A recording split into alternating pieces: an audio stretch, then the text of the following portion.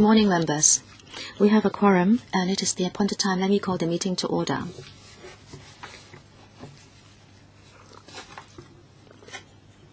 Since the last meeting, we received a few papers. Those are in the agenda, and I will not go through them. The next meeting will be held on the 24th of May at 10:45. The administration proposed two items. One, which was scheduled for today, actually, the average speed camera system trial scheme. This has been postponed to the next meeting. And another one, replacement of the toll collection system at toll plazas at the Lantau Administration Building and Ma Wan in Chiang Mai Control Area. So, members, what do you think about these agenda items for the next meeting? If you do not have any particular comments, we will do as the administration has proposed. I will repeat, the next meeting is scheduled for the 24th of May at 10:45 a.m. Next, item 3 on the agenda. Review of the fare adjustment mechanism of the MTR Corporation Limited. Let us invite the administration and MTR representatives to come in. We have a tight agenda today. I hope members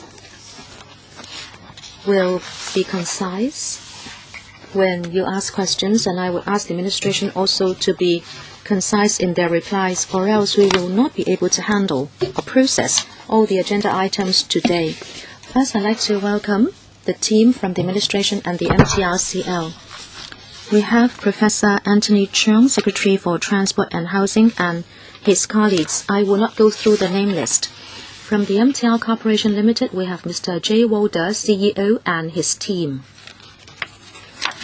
Secretary, if you have settled down, please take us through the paper. Chairman, the MTRCL and the government held a review on the Fare Adjustment Mechanism, or FAM, and the review has been completed. The new mechanism would be coming into force on June the 1st, and on the 16th of April, when the results were announced, we also gave a LegCo brief to LegCo for introduction to members. I'd like to thank the chairman for inserting this agenda item today, so I can take this first opportunity to explain to you the new FAM and also answer questions. There are two main objectives of the new FAM. First of all, to review the existing FAM formula and also to expand the factors for consideration to include the affordability of the public, MTRCL's profitability and service performance, and also to relieve the burden of frequent, medium and long journey travelers. This is a formula making use of the composite consumer price index and also the nominal wage index transportation section. The advantages are that it is objective and also transparent. While we preserve this formula, we are going to introduce an objective, transparent and also data-based formula so as to calculate the PF value for the next 5 years. And as a result, the PF value has been adjusted to 0.6% instead of 0.1%. And in the next 5 years, there will be a moderation of any fare increase by 0.5% each year. Therefore, this year it will be lowered from 3.2% to 2.7%. And the three new factors will fill the gap of the existing FAM formula. I'd like to stress that the moderation of the PF value will lower the basis figure of the increase every year, and there will be a compound effect, and there will be a sustained and concrete moderation effect. The MTRCL will also share profit with regard to the profit made. It will include even property development and overseas business. And also when the economy is in a bad shape, the MTRCL will have regard to the affordability of the public and ride out the storm together with the public. When there is any increase as a result of the formula, this will depend on the change to the monthly household income. And also there will be a service performance arrangement. If there is serious service disruption to 31 minutes or above, of course this will not include factors outside the control of the MTRCL. According to the disruption duration, there may be a fine imposed, the highest fine being set at $15 million. As for people living in remote and low-income areas and who need to travel on the MTR on medium and long journeys, there will be different passes to provide particularly favorable concessions to these travelers in order to relieve their transportation costs. There will be 185,000 people who will stand to gain, and altogether they may enjoy as high as a 30% discount. The money from profit-sharing mechanism and also the service performance arrangement, this will go into the fare concession account so that there can be a 10% same-day second trip discount. In the review process, the administration has tried to strike a balance between the aspirations of the public interest, the MTRCL's financial stability and sustainability as a listed company, and also the MTRCL's CSR, or corporate social responsibility. According to the new arrangement in 2013, the increase in revenue will be lowered from 450 million to 140 million, which will be a lowering from 3.2% to 1.1%. This has not taken into account all the new concessions in the new monthly passes schemes. And ever since the announcement, I think there have been two particular concerns from the community, and I'd like to give further explanations here. Number one, with regard to the affordability cap, the society has different interpretations about the cap. The cap meaning that the increase in fares every year, no matter what, will not be higher than the change in the median monthly household income for the corresponding period. This arrangement is such that whenever there is an increase, there will be a kind of insurance. In other words, when the economy is bad, when people's income cannot catch up with the increase will be adjusted according to the change in MMHI. And when there will be a turning for the better of the economy, yes, the increase will be also clawed back, but then it will be done over 2 years. And also, together with the increase, it will still be subject to the cap of the change of MMHI in the subsequent years. As for the profit-sharing scheme, I must stress that this is one of the new measures for the public to share the profit of the MTRCL. In fact, apart from this one, I have also mentioned other measures as a result of the review. Those are also for sharing the operation profits with the public, and this also addresses the concern of the public for sharing the profit. And actually, the profit sharing is in two parts. One, first of all, what should go into the accounts, and secondly, what should be taken out from the accounts.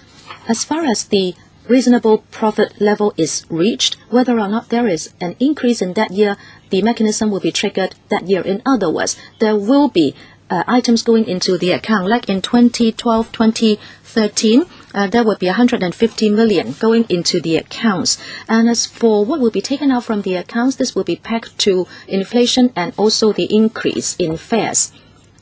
If there is any profit resulting from this, it will be rebated to the public as a result of the 10% same-day second trip account.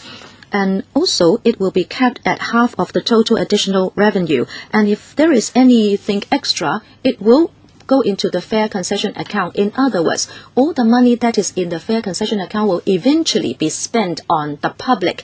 I'm aware that there are comments saying that last year, the $670 million that was to be rebated to the public last year was compared to the new mechanism.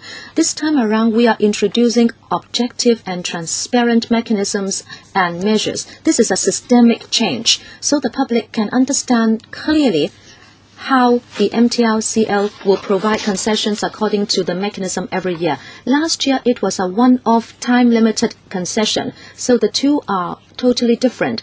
Plus, last year, the fare increase was 5.4%, which is higher than the 2.7% according to the new formula. If we only look at the figure of 670 million and then compare that to the new mechanism and the total concessions offered, that will not be appropriate, and I will be happy to take questions. So will the MTRCL. Thank you. Secretary, I'd like to see whether the MTRCL would like to add anything. Mr. J. Walder. Mr. Chairman, thank you. I believe the Secretary has spoken comprehensively on the FAM package, and I'd be pleased to just answer questions. Okay, thank you. 好啦，咁我會將 I will now open the floor for members to ask questions. Many members have raised their hands. I will read out the names. Gary Fan, Wong Kwok-hing, Kwok-wai,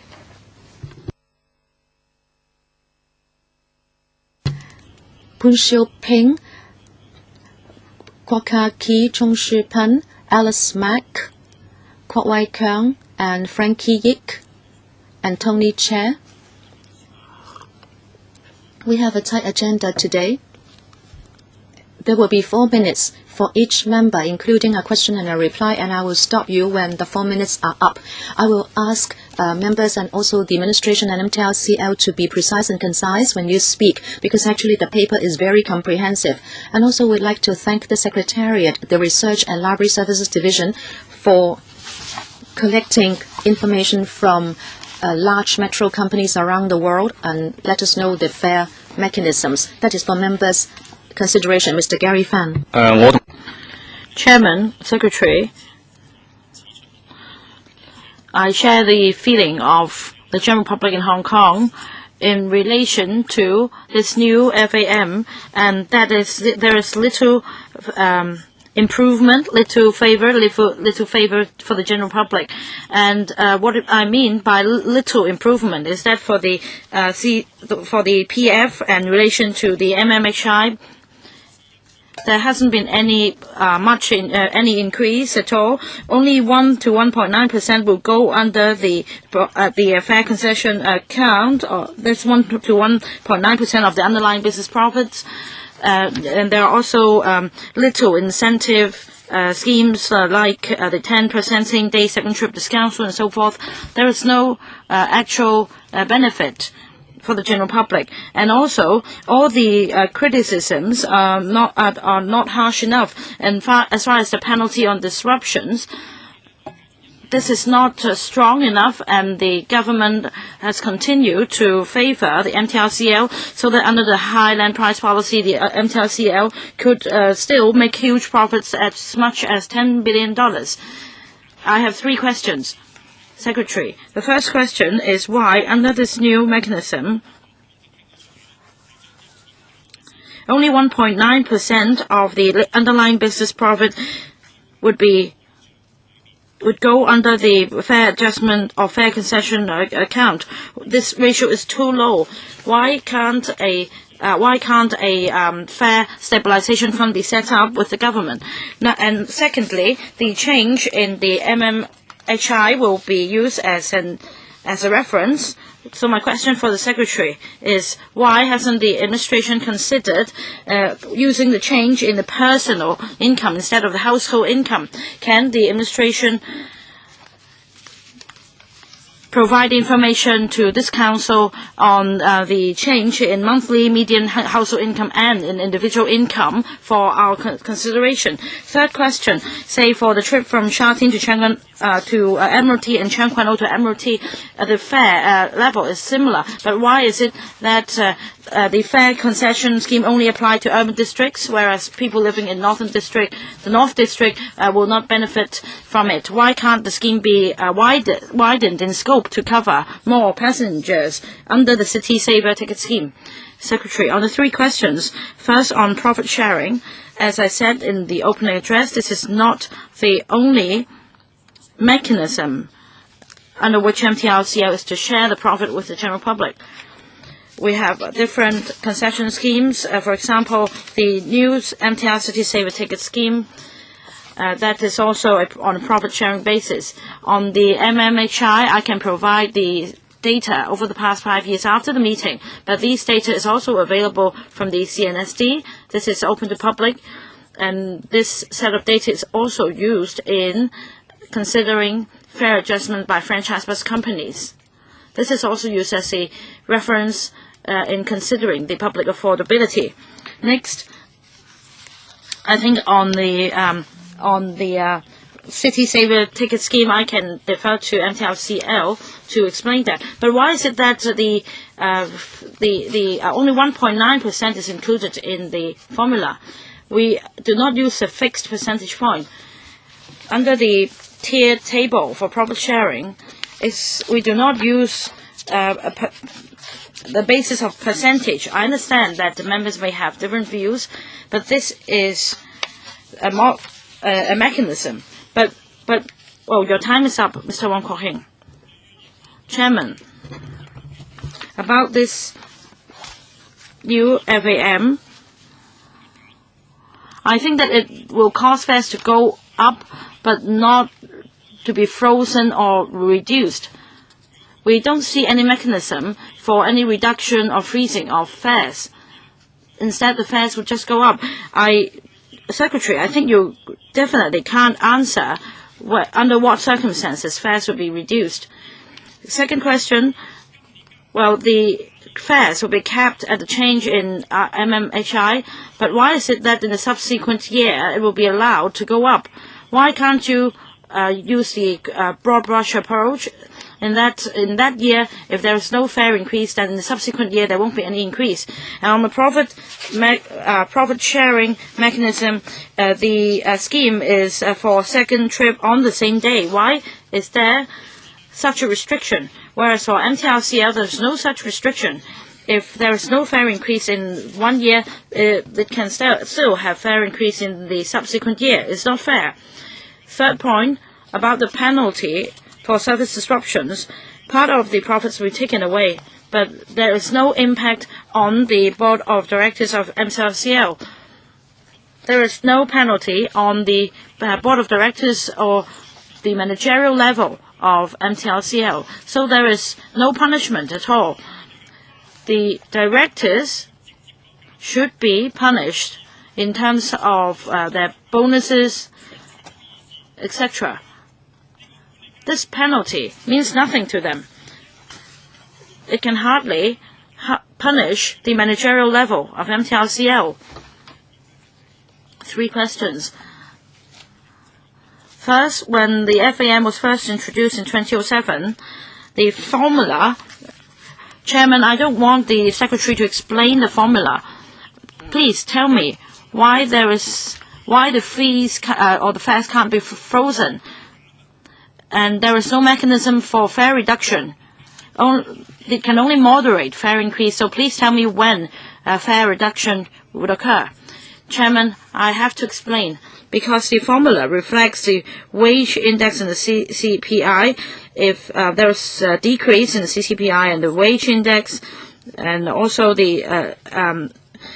also when the PF will be increased to 0.6%, and this will be deducted according to the formula. In fact, the board of MTRCL agreed to take out the sum for the concession scheme. It wasn't actually a freezing of fares. So it means it will only go up. Well, that is the basis of the FAM. Mr. Wong is right on this point. As for the MMHI being used as the affordability cap, in any year, if there is a fare increase, the increase will not exceed this cap. My question is, why is it that the second and the third subsequent year will also be allowed for any fare increase? Mr. Wong, please let him answer first. Chairman, please let Secretary answer. Well, I think for members' questions, it's not only you who are concerned about questions. Other members would like to know the answers as well. Chairman, please don't defend the government. Please let the Secretary answer first before you ask any follow-up question. Chairman, you're wasting my time. Can you stop? I will try to give you some more time, but I hope that in the questions and answers, please allow the Secretary to answer first before you ask any follow-up questions. Otherwise, it will be very confusing. Other members will not be able to hear the Secretary's reply. So please give some respect to the order. Secretary.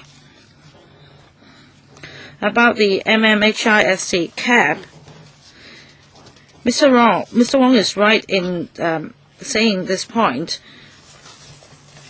The fare increase, even for the subsequent year, will not exceed the change in MMHI. As for the profit sharing, I will defer to MTRCL to say more on that. You may argue whether the ratio or proportion of sharing is sufficient or not, but it also includes bonus payments, etc., for board of directors. This also has to do with the service performance for that year. Mr. Kwok-wai. Thank you, Chairman. 3 questions. First, Secretary mentioned affordability. Well, all along, we have used nominal wage index in our formula. If nominal wage index is used as the cap, then most of the time, the FAM will not be effective, meaning that there is a limit to the cap when there is no inflation. We created a set of data in relation to the inflation rate over the past 10 years. If nominal wage index was used, basically the cap will not be effective. So why can't we use the actual change in our wages as the reference point instead of the nominal wage index?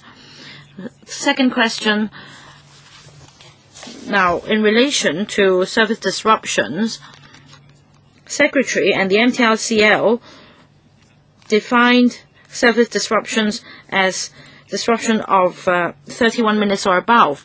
And actually, there should also be another reference point of 20 minutes and not 31 minutes. You should not create a 31-minute rule. Apart from drawing reference from the Singaporean model, can you explain more why you've chosen 31 minutes or above? And also about penalties. The social impact brought about by service disruptions far exceed the penalty level. So please explain more about that. Secretary, I will take the first question and I'll defer to MTRCL to answer the second and the third questions.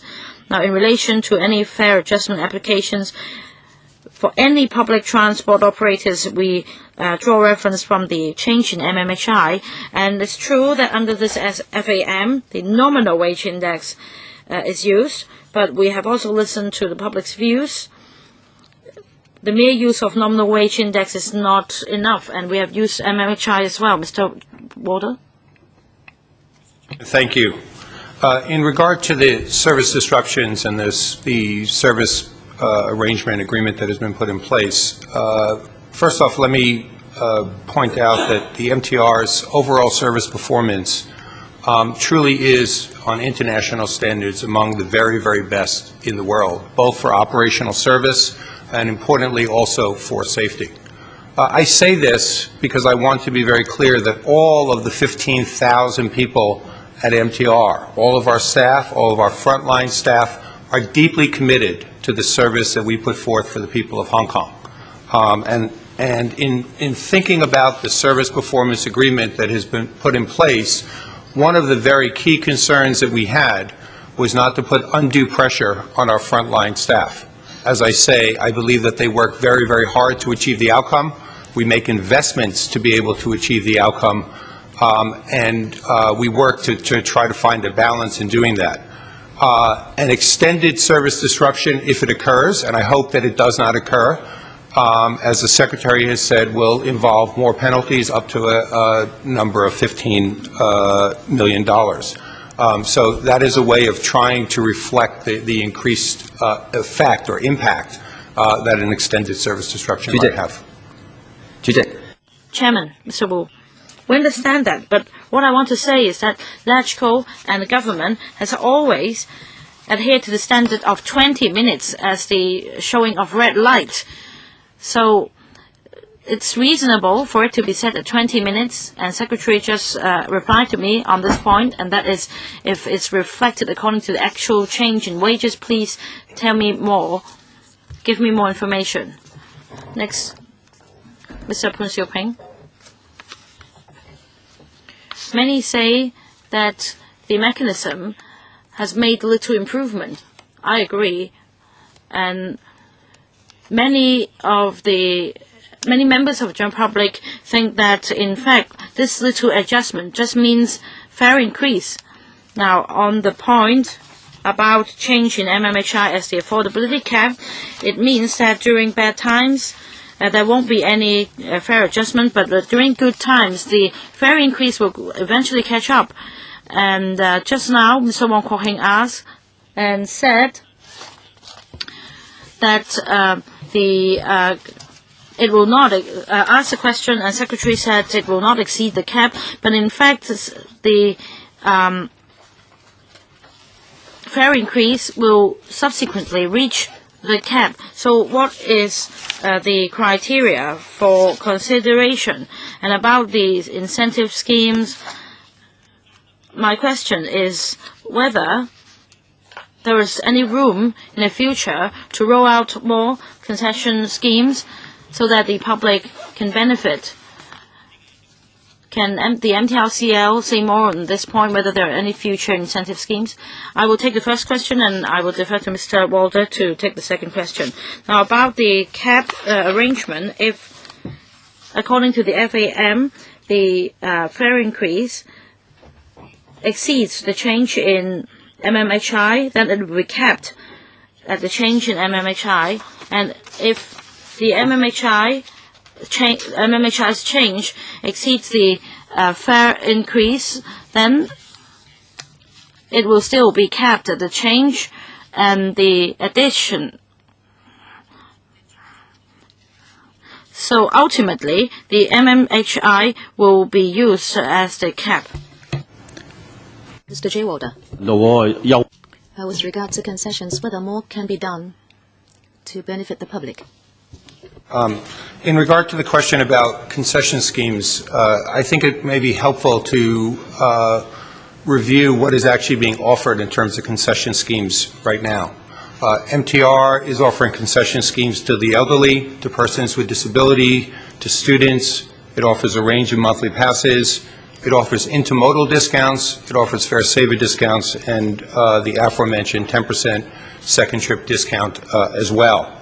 The sum of that has a cost of about $2.2 billion per year to be able to offer the range of concessions that is there. And as to the question as to whether or not they're being taken up and used by the people of Hong Kong, while I can't count people, I can count trips.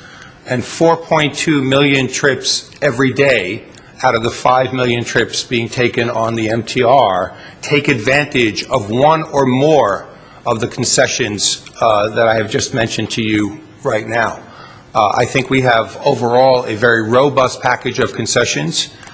Each year on the basis of this, as the Secretary has pointed out, we now have a very firm agreement on the basis of the profitability and on the basis of the service performance to be able to add to that each year in the form of the second trip 10% discount, and we will ensure that that is done in that way. Mr. Poon, in other words, for the 4.2 million trips who benefit from the concessions, is that a hard figure, a firm figure, instead of an estimated figure. Well, if you travel a second time the same day, then you enjoy the concession. Is that right? Jenny? If you take a same-day second trip, together with what Mr. Walter said, if you also use a monthly pass and also other concessions and also half fare for students, altogether 4.2 million trips, passenger trips, can enjoy one or more discount concessions. Mr. K.K. Kwok. Chairman, first of all, I'd like to congratulate the high-ranking officials, including the Secretary and also those at the MTRCL, because after all that is done, it seems that people have come to be conned or deceived. It is said that the second trip will be rewarded, but then it will only amount to $150 million. And also just last year, there were 8 disruptions, up to 31 minutes or above. Therefore, the fines are not going to be effective at all. And actually, the penalty is on the public because, as you know, the administration takes up 77% of the shares. I'd like to congratulate the administration because actually this is not any decrease but actually increase. I think you are a little schizophrenic because you are the largest shareholder. And the problem is that you are rationalizing such increases. For example, the nominal MHI or nominal wage index. If you look at the past 10 years, it actually only affords more reason for increases to be implemented. And secondly, the monthly passes. We all know that in the community, I can give you an example. If elderly people go to see a doctor or use other services, if they are under this age of 65, they do not get any travel subsidy. And also, they cannot take so many trips a month. And these monthly passes are just lip services for them. So now let me do some arithmetic with you. In the past 10 years, the administration got dividend of $13.2 billion. Together with the cumulative profit, you got $80 billion. I'd like to ask administration this question. A quarter of your dividend, can you use it? Can you use a quarter of your dividend to set up a fare stabilization fund? I have calculated the mathematics and I know that there would be no fare increase as a result. And also, a lot of the money has gone into the pockets of the high-ranking people. And if there is going to be a fine later, and if that is a clear mismanagement case, then can you penalize them for 10% of their salary the first time and 20% of their salary the second time? I think that's better than taking taxpayers' money. Secretary, as I answered Mr. Wong Kwok-hing, every year, if the MTRCL looks at the salaries of the high-ranking people at the board, it takes into account the performance of the MTRCL itself. As the largest shareholder of MTRCL and our dividend payments, I'd like to say that during the review of the FAM, we did not do so as the largest shareholder because according to the listing rules, the largest shareholder's interests cannot override the interests of smallholders. Rather, we acted according to a party to the 2007 operating agreement. We acted as one of the signatories or parties to that agreement, and the review is done once every year. However, the dividend received by the administration, it doesn't go to any individual. It goes to the treasury for public service. Of course, the difference is that it is not directly rebated to the passengers of MTRCL. And this has to do with the priority accorded to different public expenditure items. If you use it on medical services and also medical service for the public and the elderly, then it is still public money. Well, this is exactly why I'm saying you are schizophrenic and you are only paying lip service, because the entire adjustment mechanism would affect the public most. Tens of thousands of the public are not going to benefit from any concessions. People don't use a monthly pass, for example, and they don't make so many trips a month. So my question for you is, just take out a small part of your dividend and use it to set up a fare stabilization fund. Don't just be moving money from one account to another and fool us. Secretary, as I said in previous motion debates at LegCo, the policy of the administration is not to use the income from a particular source on that particular source. We would put the money in our public coffers, and then every year we would look at the different policy areas and needs and demands of society, and then accord priority to our expenditures. As I said, with regard to the commuters, we must remember that there are many different kinds of concessions, including monthly passes, and they are going to benefit people who frequently travel on the MTR. By that I mean within a week, they use the MTR for 2 times every day, and they enjoy a discount of 7 to 22%. Mr. Ka-piu, the public actually do think that the MTR is our pride, because we are a very densely populated city, and any operator stands to gain if you run that subway in Hong Kong. But now, from our pride, it has become our source of anger. If you look at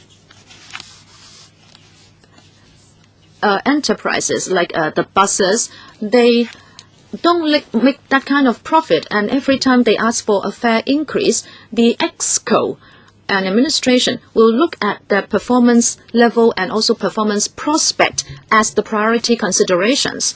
This is in May 2008 when the 5 bus companies were able to increase fares, but then the city bus was not going to benefit. Well, there was a 2% increase only for those cross-harbour routes run by it. This is because after taking into consideration all factors, well, the most important factor is about the profits and prospects. If a bus company or a privately owned bus company has a profit of just $1 billion, and yet it is regarded to be of very good performance or operating prospect, and yet so it is not allowed to increase fares, then why is the MTRCL allowed to increase fares? That is why we are so angry. Let us not talk about the mechanism. I will not say whether you stand firm in your position, whether you are schizophrenic and you say that you actually did some hard bargaining, but then I am telling you, Hong Kong people are questioning this. This time around, the profit is $13.5 billion, and that has come from the pockets of Hong Kong people and also land concessions of the administration. Hong Kong people, Hong Kong City, as a city, are making profits for the MTRCL. So like KK Kwok, I like to ask the administration, every year you get so much dividend, and I'm not talking about the 2-point-something billion profits tax. Let me not talk about the 5.1 billion profits tax. Why don't you set up a fare stabilization fund? Because it involves the ferries and buses as well. I'm not saying that you must use the MTR profit money or dividend and then spend on MTR commuters. I'm saying you should use the money to set up a fare stabilization fund. Secretary, well, actually, we have different plans to help relieve the burden on public transport commuters. For example, we have a $2 concession scheme for the disabled and also the elderly, and we also have the work incentive scheme. But then, as I said, we get income or revenue from different avenues, and yet everything goes into a public account, and then we will deliver the money according to our policy initiatives. In talking about franchised buses applications, in fact, there is also a similar formula, and we add to it a basket of factors. As for the MTR, in 2007, there was this operating agreement entered into by the administration and the MTR. We have agreed to have this direct drive, transparent overall mechanism. And therefore, we try to look at performance and then profit sharing, so we can explain how this is done. No, Secretary, I have already stated my point very clearly, and I'm telling you that the mechanism is dissatisfying and angering to Hong Kong people. If you cannot come to agreement with the MTR, then why don't you just use the part for the administration, the money that the administration has from MTR to tackle the problem? Secretary, as I said at the beginning, I think the public should look at the benefits from all these concessions. We should not just concentrate on profit sharing. We have the monthly passes and other concessions. Those are not time limited. They are there for a long time. Mr. Christopher Chung, Chairman, on concessions, you are creating so many different schemes, and you are coming up with different formulae, and it seems things are very complex. However, what have we ended up with? We have to calculate the number of trips, etc., etc. Why don't you simplify matters? So you do not have to have so many people at your company for considering these. Why don't you just say monthly pass at a particular price, and that's it, instead of limiting the concession area and the number of trips? It's just like when we were small, we would have a monthly pass, we can take the train, tram, we can use it on buses, etc. You just encourage people to take more trips, so you relieve the at-grade traffic. And as the TH Bureau, you should look at the overall transport situation, and you should encourage people to take mass carriers. So you can just have monthly pass and just a monthly pass like that. And also the other concessions, you talk about a return trip the same day, etc., etc. So why don't we say, starting from the second trip, you enjoy a discount. And if you want to make it a bigger incentive, you can have even better concessions when you take the third trip, the fourth trip. Simplify your formulae and concessions, because it's very complex now. Number 2, the concessions at Taiwan, you say you do not have a long enough trip, so even if you go to these devices to activate your card, you do not get the discount. Why don't you be more flexible? You can do it through the district councils, etc. You must be more flexible when you allow people to enjoy a discount on an onward journey. So why don't you improve the mechanism and policy for people to use these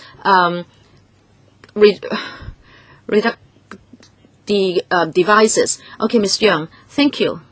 With regard to the return trip, I like to say that this will happen to every even number trip the same day. In other words, if you take a third journey the same day, then the fourth journey will also enjoy a concession.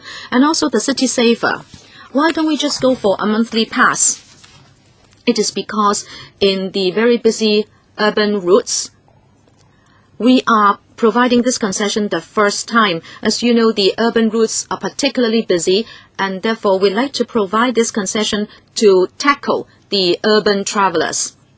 They can use it on different routes. You can use it on Kwun Tong, Islands Line, Shang Kwan O, and also Chin Wan Line, as long as you travel within the urban area. If you work in the urban area, you live in the urban area, and you are a frequent traveler, and this is some very concrete concession. We want the concession to be more attractive. Discount stations. Well, we look at different demands in different areas, and we gauge whether we can strike a balance and have a win-win situation. Well, Chairman, I think that it's just a win for them, but not for us, the general public. So let's simplify matters. Use just a monthly pass, allow them to take whatever journey they wish. They can make their own calculations. About the fare concession stations, you haven't really answered me. How many do you have? What are your considerations? What can you do? We have 32 such stations. Only 32 in Hong Kong. Please rethink whether you're really committed to these fare saver stations. 32 only. Please review and see whether you can increase those MTR fare saver stations. Chen Han-pan. We welcome any concessions from MTRCL, but we need to think about these schemes, be it the monthly pass extra scheme or the city saver ticket scheme, etc. I think it will induce the purchase of more passes by passengers, and it's just like frogs being gradually boiled in a pot of hot water. Well, people may think that, well, yes, there may be concessions, but increased fares are gradually going up. So the MTRCL is asking for fare increase, although there are concession schemes. But it gives people an impression that they're really calculating. Well, Secretary said that MTRCL would like to share its profit, but the problems remain unresolved. Despite the profit of $800 million, it's still asking for a fair increase. My question is, last year, the MTRCL made an undertaking to share its profit of $600 million with the general public, but now only $230 million has been shared. Secondly, on the profit-sharing mechanism, may I know more about the details? Will you offer 10% same-day second trip discount? And according to the calculations, it would only amount to $150 million. So it's just 1.5% of the profit. So can the MTRCL enhance the level to, say, 10%, 5% or 10%? You will win the hearts of the general public. Can you provide more concessions, if possible? Secretary, just a brief reply, and then I will ask Ms. Young to say more about profit sharing, etc. Now, under this FAM, under the existing FAM, there is no consideration of the profit. That is, as long as the CCPI goes down and the wage index goes down, then taking away the PF, this will amount to the fair adjustment. Well, it will happen during deflation and rarely during inflation. So this is the existing FAM formula. On the one hand, we provide concession schemes. On the other hand, there is also a profit-sharing mechanism. As for the details, I'll defer to MTRCL. Ms. Young? Well, I'll just answer the point on concessions. In the second half of 2012, we used $230 million. But according to our estimates in 2013, we will use $240 million because the same-day second trip discount will let more passengers benefit. So altogether, it will stand at $470 million. We are going to roll out more concession schemes for the general public. Maybe I will invite Mr. Walder to answer other questions. To add, first, in terms of the question of the existing system we have a very complex system right now. It has people who make short trips, who make long trips, people who use it in different ways. Really, what the concessions are doing is giving us an opportunity to be able to tailor the system more to the needs of different people, and in a way that may meet their needs, and that's what we've tried to do in terms of being able to do this. Ms. Alice Mack, Chairman. Now, on the fair adjustment mechanism, I'm disappointed. We have been waiting for so long, and we have a new secretary. We thought that it will bring about new ideas, but things remain the same. Although there is one new initiative, and that is it will be pegged to the change in MMHI, but we will see more fare increases. And as mentioned by Secretary, it's virtually impossible to have any fare decrease during inflation. But as a member of the general public, would you rather hope fare decrease of the MTRCL or deflation? We understand the pains of deflation. We don't want to see deflation. But on the other hand, we don't want to see the MTR fares continue to rise. Secretary and MTR is adopting a very complex ticket system. After announcing this monthly pass scheme, our colleagues made calculations on how the passengers could best benefit using different schemes. So how can you expect the general public to understand all these? It's very complicated, and also with a 10% same-day second trip discount. Well, frankly, what has it to do with the fare adjustment mechanism? Fare adjustment mechanism should be about fare adjustments. And in times of profit, etc., should there be any fare increase, or should the fares be frozen or reduced?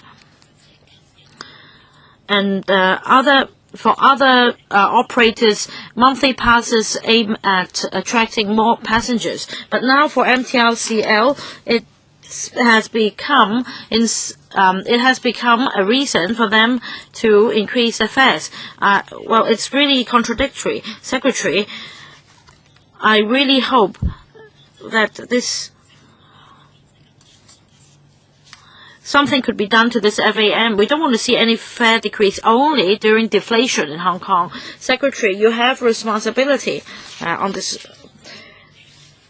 We don't want during inflation that fares will go up and up, because the livelihood of the general public will be affected. So if the business profits reach a certain level, there should not be any fare increase. Rather, there should be a fare reduction.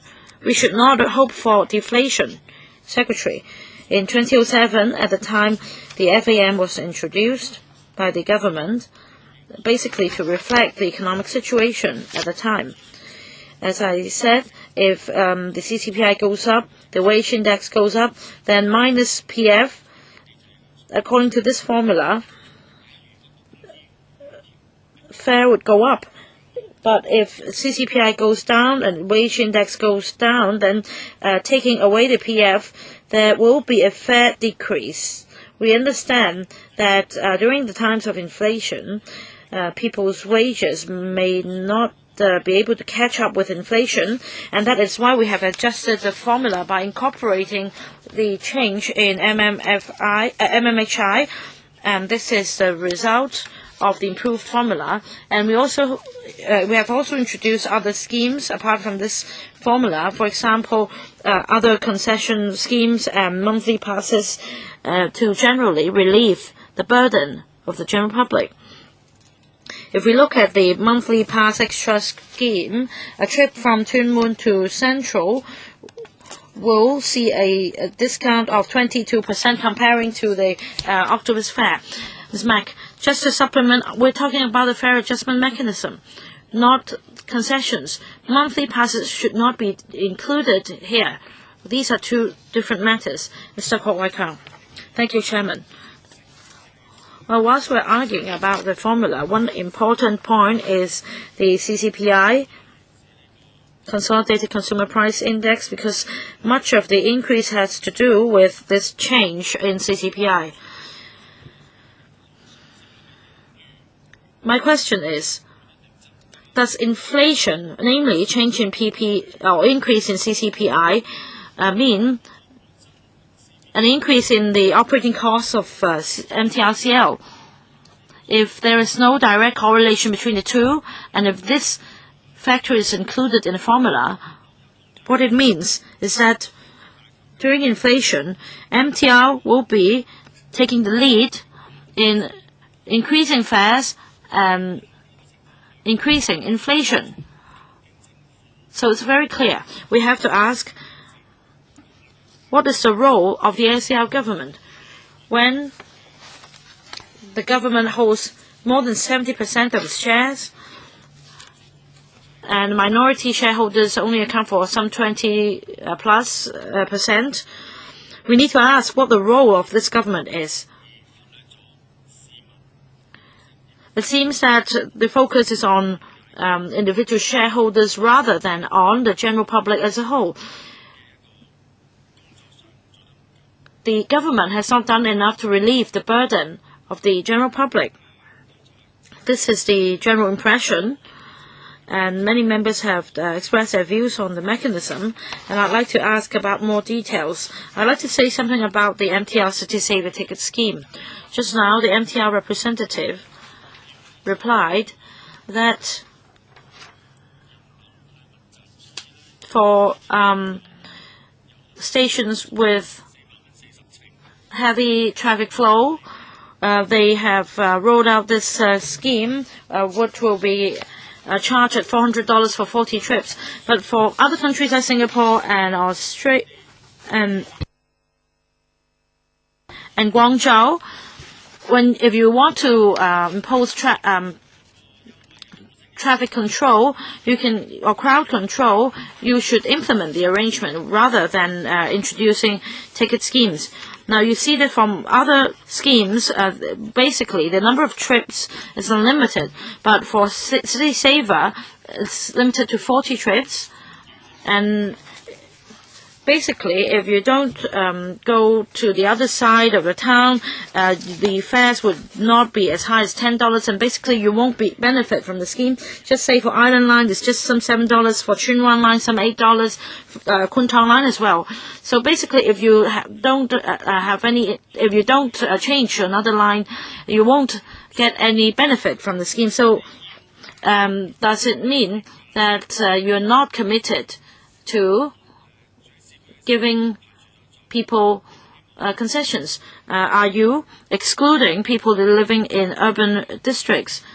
Monsieur Chairman, I think the City Saver ticket scheme aims at benefiting medium or long distance frequent travelers, because by doing so we can concentrate the resources and let more passengers benefit. So how many passengers will benefit from the scheme?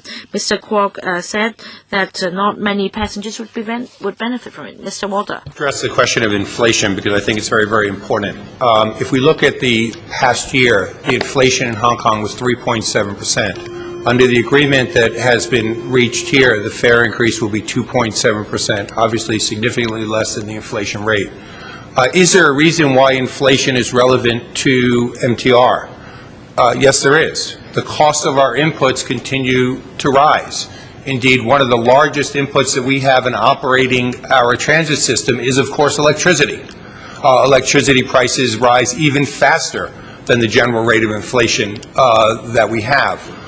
So we do need to be able to think about fares in relation to inflation.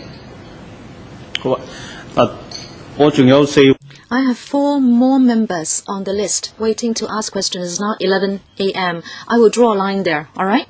There won't be a second round. I'll read out the names. Ip Chi Ming, Frankie Yik, Tony Chair, Michael Tian, and also one more member. Mr. Frankie Yik. Thank you, Chairman. We have heard many comments today. I think the discussion should be based on the operating agreement signed in 2007. That should be the basis, because I don't think we have any other basis for discussion. The present proposal compared to the 2007 agreement, I think it is an improvement.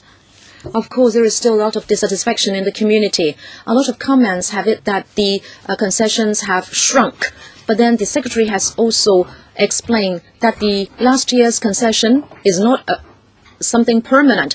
It was a one-off time-limited concession decided by the MTRCL. But then this mechanism is that these concessions are going to stay. Whether they are enough or not, it depends on your judgment. In the new FAM formula, let us look at the PF value. I think in the long term it is going to benefit the public, because in the end, the local input and output, the ratio between that will become the PF value. As we know, the railway network will continue to expand and there will be more passengers. However, when you open a new line, it doesn't mean that there is a linear kind of increase for your profits, and there must be a synergy effect. I believe the PF value would just go up instead of down in the future, so the public will benefit. Just now, the Secretary said that in the future, there won't be any increase exceeding the change in the MMHI. This is what you mean by affordability cap, and I think it is an improvement as well. So all in all, the perception of the public is that the MTR is making a huge profit, but then is still seeking a fair increase, and that is why it is unacceptable. The Liberal Party mentioned before that the MTRCL can make use of like 5% of the profits. Now, you are only using 1.9% of your $13.5 billion. I think that is not enough. If you look at 2012, you actually had 14.5 billion in terms of fare income, and now you increase the fares by 2.7%, that would only amount to $392 million. So maybe you can make use of a bigger percentage of your profits to return it to the public. And also people question, why do you only provide a 10% discount on the second trip? Why don't you just have a discount for every trip, even the first one? I think this is for the consideration of the Bureau as well as the MTRCL. Secretary, I have heard Mr. Yik. The PF value calculation, according to the present system, it will be reviewed every 5 years. We'll look at the previous 5 years, and we'll look at the output and input and how the ratio changes. We make use of a compound moving ratio. As is said, it is our expectation that the PF of the MTR will go up. As for the profit-sharing mechanism and how much should be used and whether it is enough, I have already said that you may have your own judgment. And I believe the MTRCL has already heard your views. Ms. Yang, is it that you would like to say something? Couple of points. As a result of this mechanism, all fares for every single person who enters the system will be lower than they otherwise would have been. The fare increase of 2.7% means that each fare will be lower than it otherwise would have been. The concessions that we talk about are on top of that to be able to do something in addition. Sorry, because of time constraint, I'm sorry, I have to intercept. Mr. Walder, I understand you have talked a lot about your concessions. We know all about them. But the question is, the perception of the public is that you are making a huge profit and you are not returning enough to the public. Mr. Walder. Profit that we have taken here, we have taken all of the underlying profits of the corporation, from transport operations, from our station commercial business, from our property development, even from our mainland China and overseas businesses. All of those underlying profits of the corporation are contained in the calculation that we have. So I think we've really tried to take the largest basket that we could take and try to be able to share that in a way with the public of Hong Kong. Mr. Tony Chair. Thank you, Chairman. On this FAM, it has been discussed for a long time, and now we can see some improvements. But basically, we do feel that the improvements are not satisfactory enough. As the Secretary has said, we have a railway as the trunk of our transport system, and we are going to build more railways. If the operation is profitable, then people can reasonably ask the question, why increase the fares? And also, if the railway system is good and people like to use it, then there would be higher rental income for the corporation, and why don't you use it to return to the public? I agree with Mr. Frankie Yik that the profit-sharing mechanism is not asking the MTR to share enough of its profits. Secondly, the profit-sharing mechanism is such that you say it will be done only if there is an increase in fares. In other words, you first increase the fares and then you return some of the revenue to the public. Is that the case? And secondly, it is said that there would be $150 million rebated to the public. Now, would that be a good enough figure? Is it that every time indeed you have a profit, and as members have said, the $150 million would still be a low figure? Chairman, let me explain the concept first. Yes, Secretary. Now, whether the dollar amount is enough or the percentage is enough, we have different views. But then it doesn't mean that it will not share its profits. As I said at the introduction, every year, whatever the profit is, it will go into the accounts. And if it exceeds $5 billion, then some money will have to be taken out, whether or not there will be a fare increase in the same year. But then to make use of the money in the account, well, that is already a fare concession account. But the present arrangement is that if there is no fare increase in that year, it will not be used. And it will be used only when there is a fare increase in that year. And also, the amount to be used will not be more than half of the revenue from the fare increase. That I understand. But this is exactly my question. In other words, you would only have a rebate only when there is a fare increase. The MTR, Mr. Walter, would you like to comment?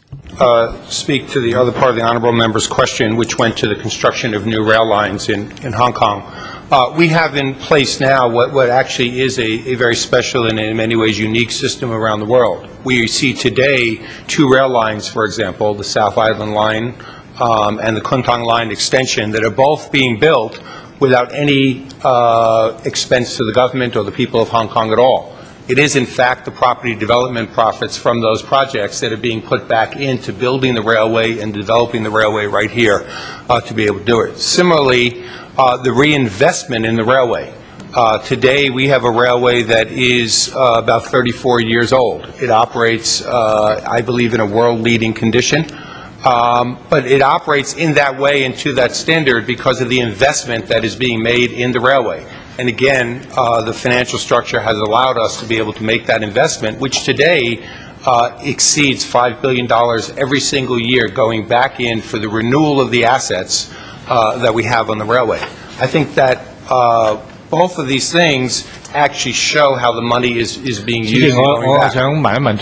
Sorry, Chairman. I'd really like to ask about the $150 million. If it is not a good enough figure, what can be done? In other words, the rebate, which is at $150 million. Is it that you can just use $150 million and no more? Jenny? I don't know whether this member is asking whether it should be capped at half of the increase. Yes, we are spending all $150 million for the same-day second trip discount. Mr. Michael Tian. Chairman, first of all, I must make a fair statement. I think this time around, the Secretary and the MTRCL have shown sincerity and have responded to our 3 aspirations. 1, the affordability of the public, the so-called affordability cap. Secondly, the service performance, and a fine system is going to be introduced for the first time. And 3, profit sharing. I think in this regard, they have really shown sincerity. I actually did not believe that they would actually respond to all these 3 points. You try very hard to keep the hard drive. The only thing is, you remember, Chairman, last time at the motion debate, I said that there should be a lower limit and there should be a 30% adjustment. But then other members have reviewed and amended the lowest limit. Now, of course, we have property development financing the MTR, and it is said that the concessions should be higher. But this time around, if you do your sums, we will see that the concessions are not enough. In other words, the direction is correct, but then you have not done enough. Well, anyway, I don't think we are in a good enough bargaining situation. Let me look at 2009 to 2011. I think the biggest concession is the 0.6 PF value. It is going to be a fixed figure. Let me read this out to you. In 2009, if you divide 0.6% by 1.33, the concession is 47%. In that year, inflation was 1.3%. 2010, the concession was 27%. How did it come about? 0.6% would be divided by the 2.2%, which was to be the fair increase, because in the end, you are going to minus 0.6% from 2.2%, so the concession was 27% and inflation was 2.9%. In 2011, the concession dropped to 11% because the inflation was 5.7% in that year. In 2012, the concession went back to 15%. Inflation was at 3.7%. So we can see that we are just projecting into the next 5 years. If the inflation is going to be high in the next 5 years, the concession will be low. And the 0.6% to be taken out would just amount to 10%. And there would be a big public outcry. Of course, if it is going to be 2-something% or 1% for inflation, and if you take out 0.6% from it, then there would be a bigger concession and people would be happy. So in years where the inflation is high, it is exactly when we need more concessions from you. Therefore, the best thing to do is to peg the concession to inflation instead of having it fluctuate between 11% and 47%, because exactly when there is inflation, we need more concessions. Why don't we change the PF? Why don't you just take out 25% altogether?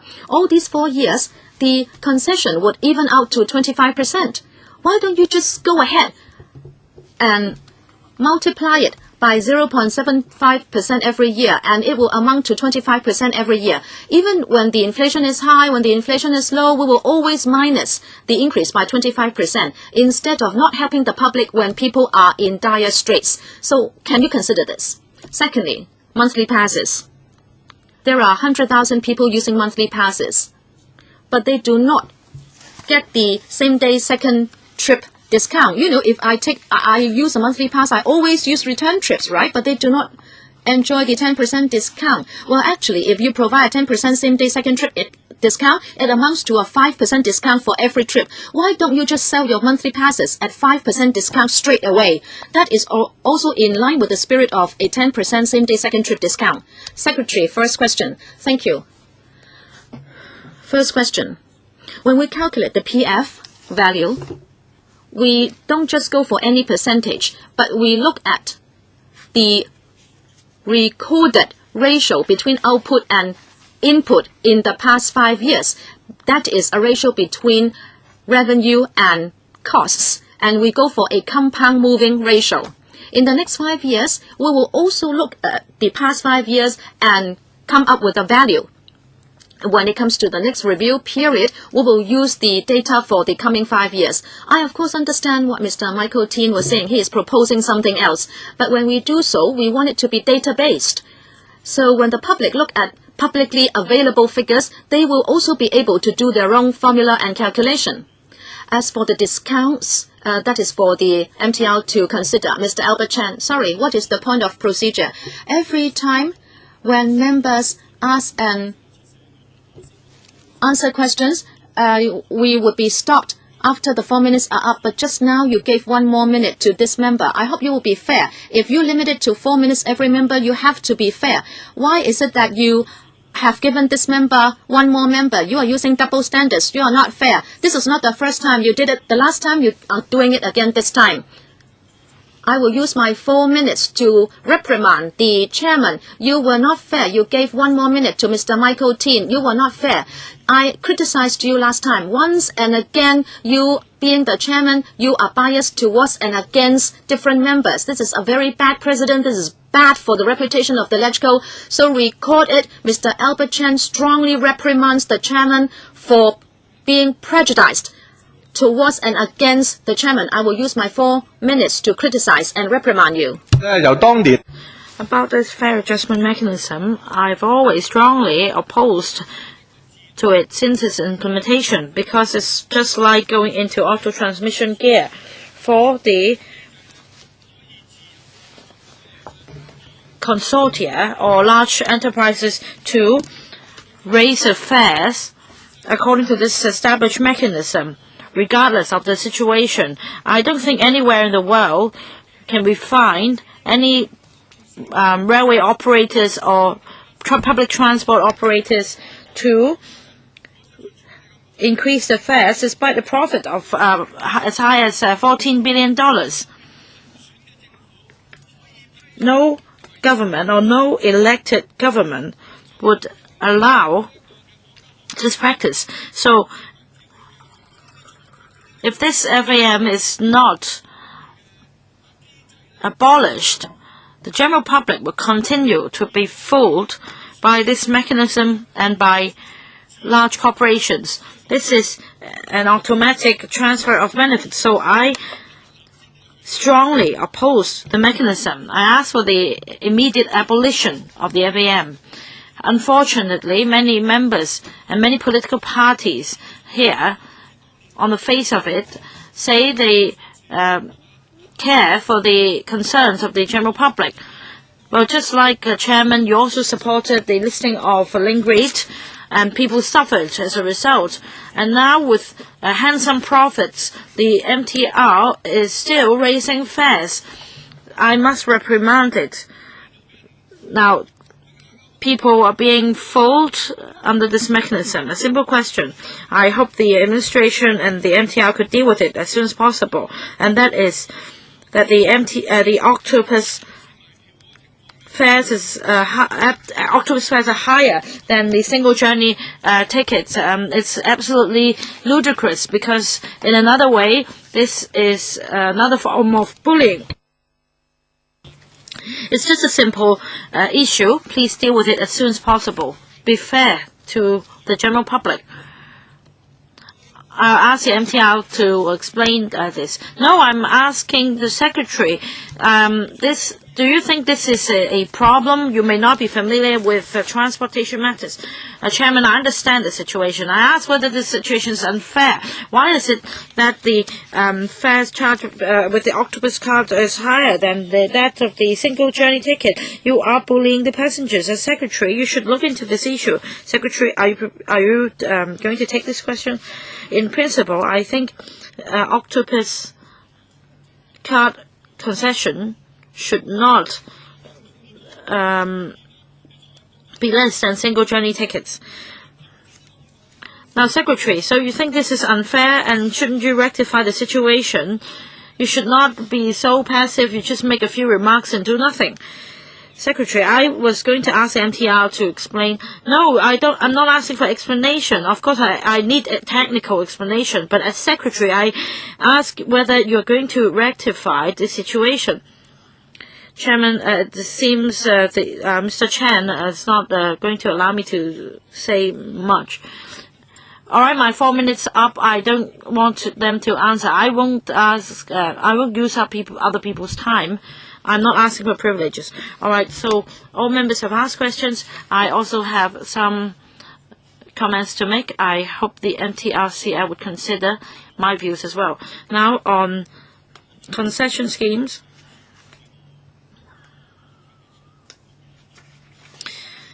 MTR passengers, especially during peak hours,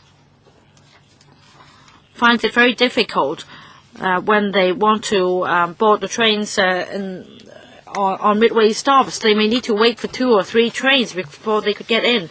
So I hope that in terms of service performance, you could make some adjustments. For example, concessions may be given during early morning periods to allow more or to attract more passengers to go on to work earlier.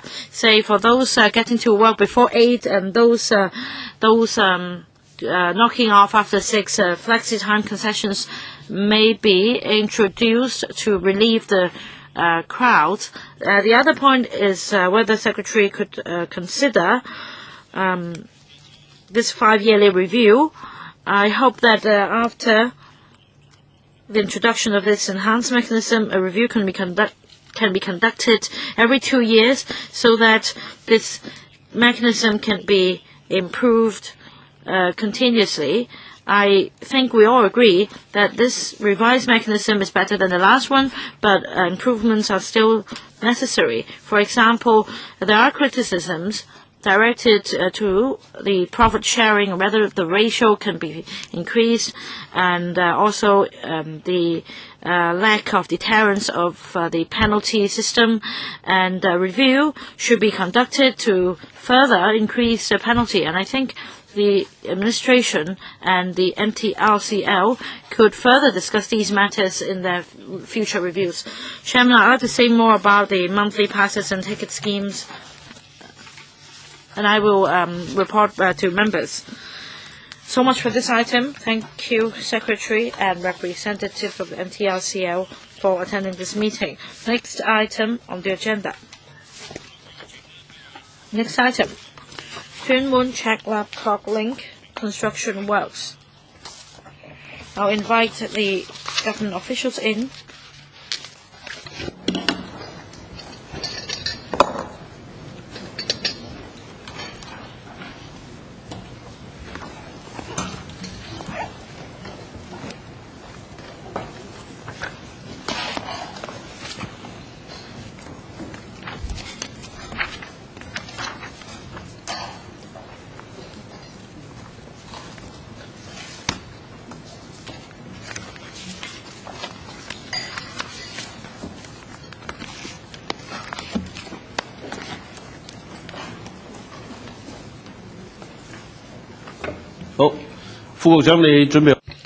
And the Secretary, are you ready?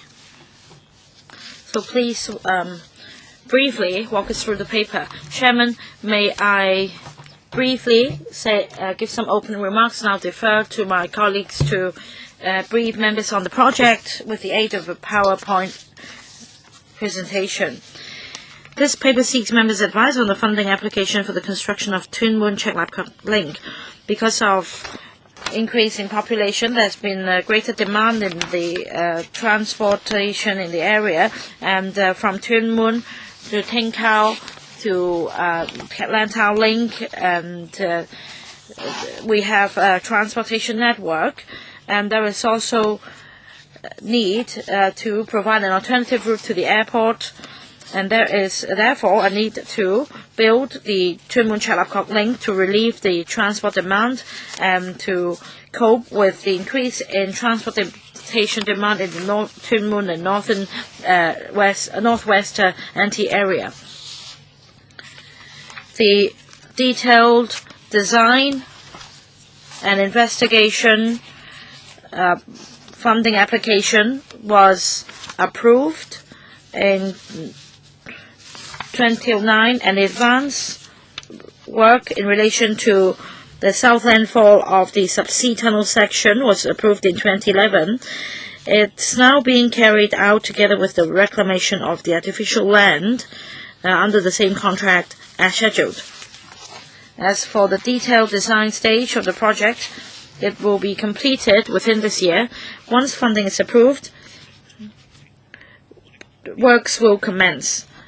Our goal is to complete the southern link by the end of 2016 and the northern connection by the end of 2018.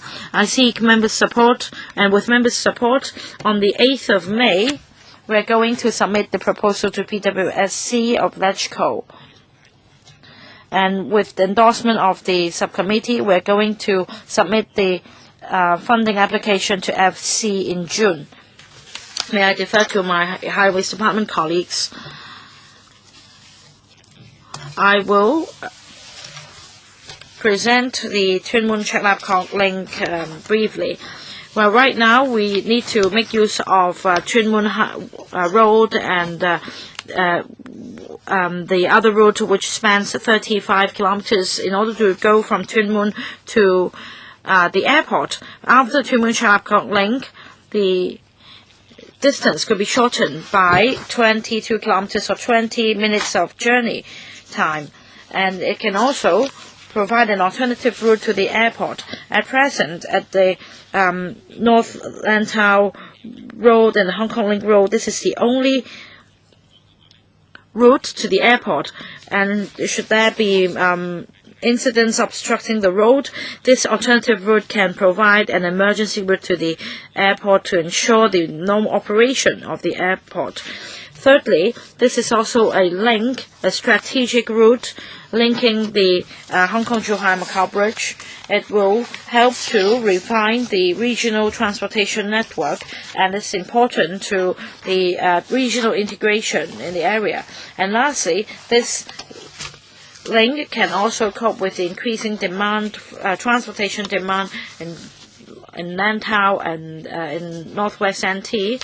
And this link is divided into two parts, and northern section and southern section.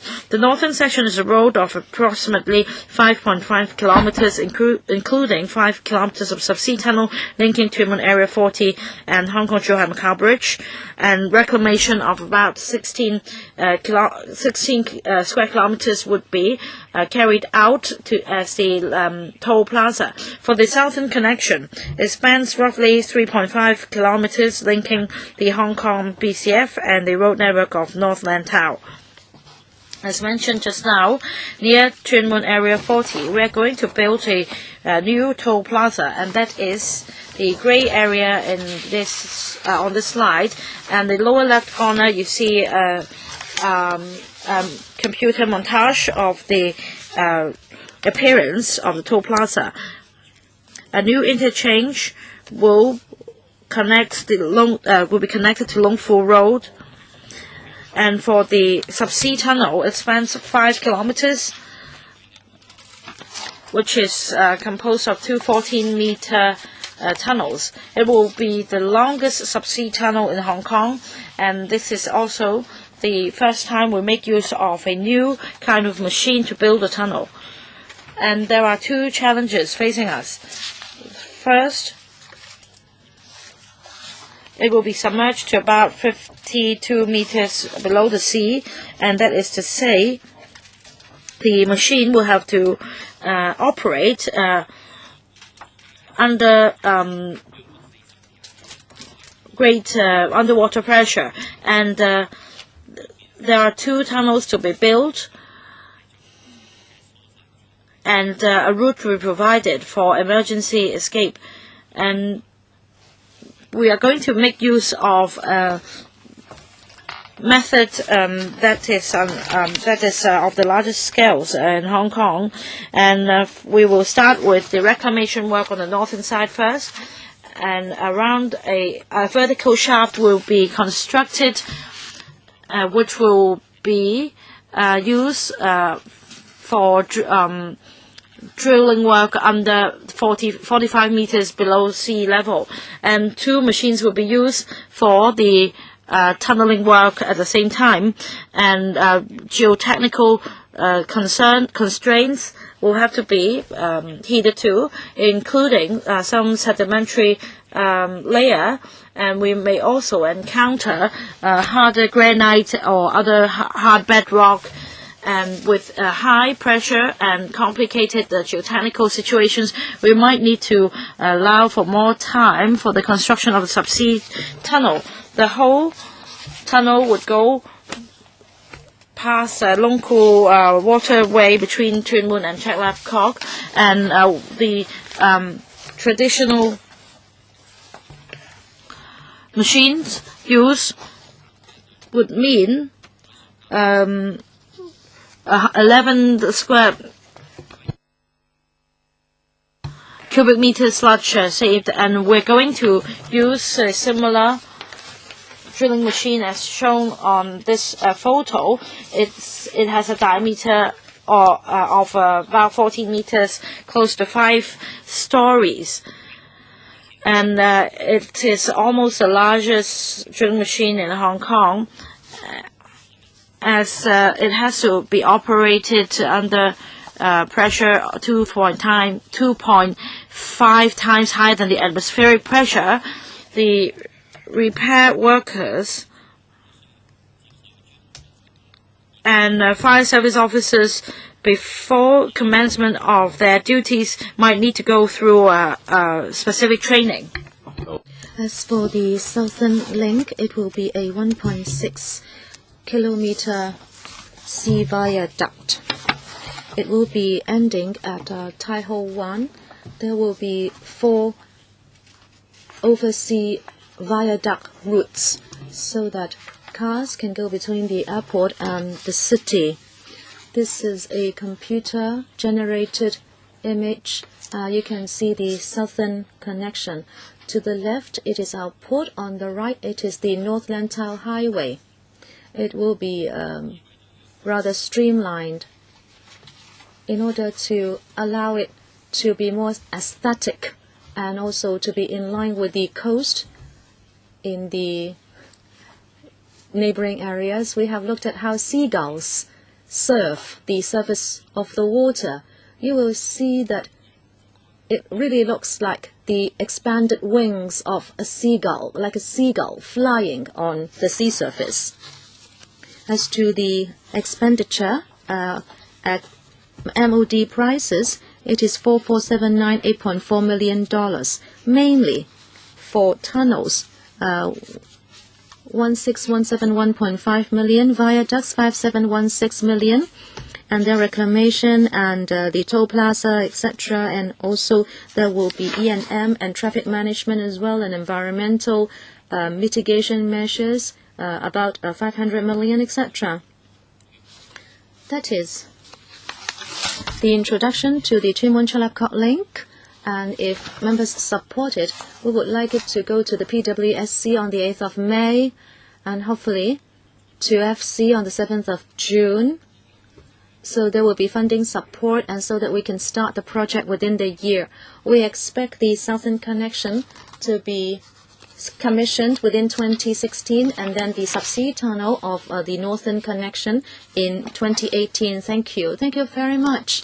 7 members have raised hands to ask questions. Kwok-wai, Smack, Frankie, Yik, Wong Kwok-hing, Ka-piu, Loy Kwok, and also Tony Chen. 3 minutes each. All right? Please be precise and concise when you speak. K.K. Kwok, Chairman. To build this link to reduce traveling time is all right, but I have a few questions. This is going to be a big project costing $4.8 billion, and this is going to be wholly owned by government, and I'd like to know about the future toll level. Can you give me the ballpark figure for 2018? Secondly, the contingency would be at 11 billion, about a third of your total financial sum. I think this is not very normal. I'd like to know, when you have such a big provision for price adjustment, would it give people the ready excuse to exceed the projected sum? Now it is at an advanced stage, but I can see that the tunnel construction cost will be a few times of the viaduct. It will also affect the environment. If that's the case, is there still room for you to go for a viaduct so you can lower the cost and therefore the burden on the public in the future? Undersecretary, I will answer the first question, and I will defer to the director to answer the second and third questions. About the toll levels, for tunnels and viaducts, we will go for the principle of fare or toll charging, and we also consider the users pay principle. But at the same time, we will look at the overall cost effectiveness or economic benefits of a tunnel, and we will try to strike a balance. At present, we have not thought about the toll level. This is going to be a government tunnel, and the administration will be very careful in deciding on the toll level. However, our consideration is not on the financial input and also the revenue for the treasury. As I said, the crucial link is that there should be an alternative route going to the airport, and also to relieve the transport volume on certain trunk roads in that area. And we will also go by this principle. What about the viaduct option? Can I defer to the director? No, sorry, you don't even have a ballpark figure. No, we have not thought about that. Director. Thank you, Chairman. 2 questions. The viaduct option. Well, that may be a misconceived idea. Viaduct, 5.7 billion, and it is just for 2-3 km. However, the tunnel will run for 5.5 km, so the prices are not that different. And we have also thought about going for a viaduct option instead of a tunnel, but then this is not going to be feasible because it will affect the fairways.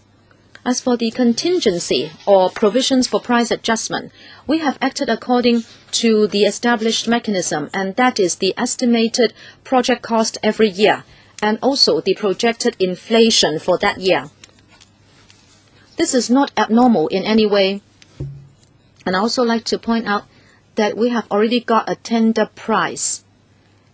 Therefore, contractors will not be able to look at the provision for price adjustment and check up the tender price. Alice Mack. I also like to talk about the future tolls. The Undersecretary said he has not come up with a figure. As you know, on Lantau, residents are already paying high traveling fares. They depend on the Lantau link, and it is already tolled. And if this link will also be tolled, and if the toll is going to be high, there will be a big burden on the residents. You build this link, hopefully you can inject more economic impetus or dynamics into that area. But then if there is a high toll, that may cause a negative impact on the area. Therefore, I hope you will consider not charging tolls at all. Lantau Link is already tolled, and if the link here will also charge a toll, it will be a big burden on residents of Lantau. Undersecretary, thank you for this comment. We will seriously consider your comment. We understand that Lantau Link is tolled at a certain level. When we consider the toll for this link, we will certainly make reference to the Lantau Link. We do understand your viewpoints, but I hope you will not consider charging the same toll as Lantau Link, which is very high. When you provide this link, I hope in the long term you will remove the tolls, because for people living there, it is grossly unfair. If people live in other areas, they are not charged when they go back home. But if you live on Lantau, you are charged every time when you go to Kowloon. If you look at the pricing information here, I'm sure it will charge a higher toll than that of Lantau Link, but I would ask the administration to give it careful consideration. Frankie Yik, as the Undersecretary said, if you look at all the major cities in the world, you will not see any other city where the airport is accessed only by one route. I would say that this link is many years behind schedule. I have only one question for the Undersecretary and the highways. Can you not expedite the project? My concern is that we cannot get enough hands to work in the construction sector. I have said many times that we lack 6,000 to 7,000 people. When you have this link, people can access Chat Lap Kok from Tuen Mun in 10 minutes. It will be a great help for the airport companies when they want to recruit people. Can you expedite the project? Undersecretary, I subscribe to the views of Mr. Yik. We would always try to compress project timetables, because we know that the earlier we can complete the link, the better the economic benefits. But we also have to be pragmatic. We have to look at our engineering capacity and also the market situation. That is why we have come up with this timetable. 2016 for commissioning of the Southern Connection and 2018 for commissioning the Northern Connection. This is a pragmatic and realistic estimate, but if, of course, the conditions are there, we can always try to compress the timetable. Mr. Yik, anything else from you? No? Mr. Albert Chan? Chairman, I have always thrown my weight behind this particular link. When the airport was built, we had already asked the administration to build a link from Tuen Mun to Tung Chung. There has been a lot of delay. This will be commissioned in 2018. That means 20 years after the airport is built. It's a belated spring, but it's better late than never. About the design, I don't know whether I have seen clearly. I'd like to know the locations of the third runway and also the viaduct. Are you making provisions for the third runway? Does it mean that the viaduct alignment will steer clear of the third runway, so that now it is so much more costly? If you do not have the third runway, you can have a longer viaduct, and instead you do not need such a long tunnel. If you look at the cost, it is very high, 44 billion. It was only 7 billion for the Route 3 and only 7 billion for Lantau Link. But of course, we were talking about the 90s, and now it is like 6 times. And 7 billion for the Western Harbour Crossing, and is now charging $50 for a private car. If you like to recoup your cost, then pricing-wise, you might be looking at $300 for one passenger car trip. I hope you will not base the toll on your cost. So members have already spoken about the toll, and I hope there will be a clear policy. And to a certain extent, it should be pegged to Lantau Link. Secondly, the design. Is it that you are trying to steer clear of the third runway alignment? Undersecretary, we are working with the airport. Now, but as to whether that has resulted in a cost increase, I will defer to the director. The thing is, our project here should not in any way affect the alignment of the third runway. Does it mean that you are poised to build the third runway, so you are moving backwards, the viaduct? I believe the director is clear that in the 90s,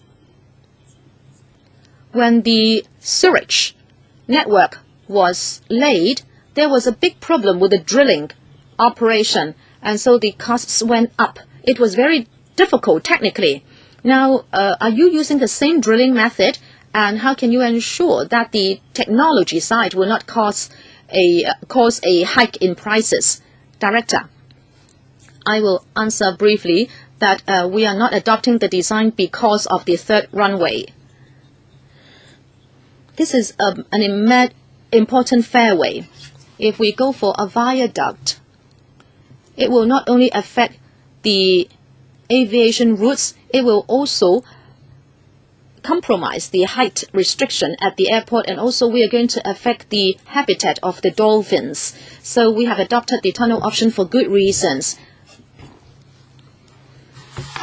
With regard to the sewage pipe, it is 800 meters into the ground, but this is only 50 meters into the ground, so the two are quite different. Mr. Chen Han Pan.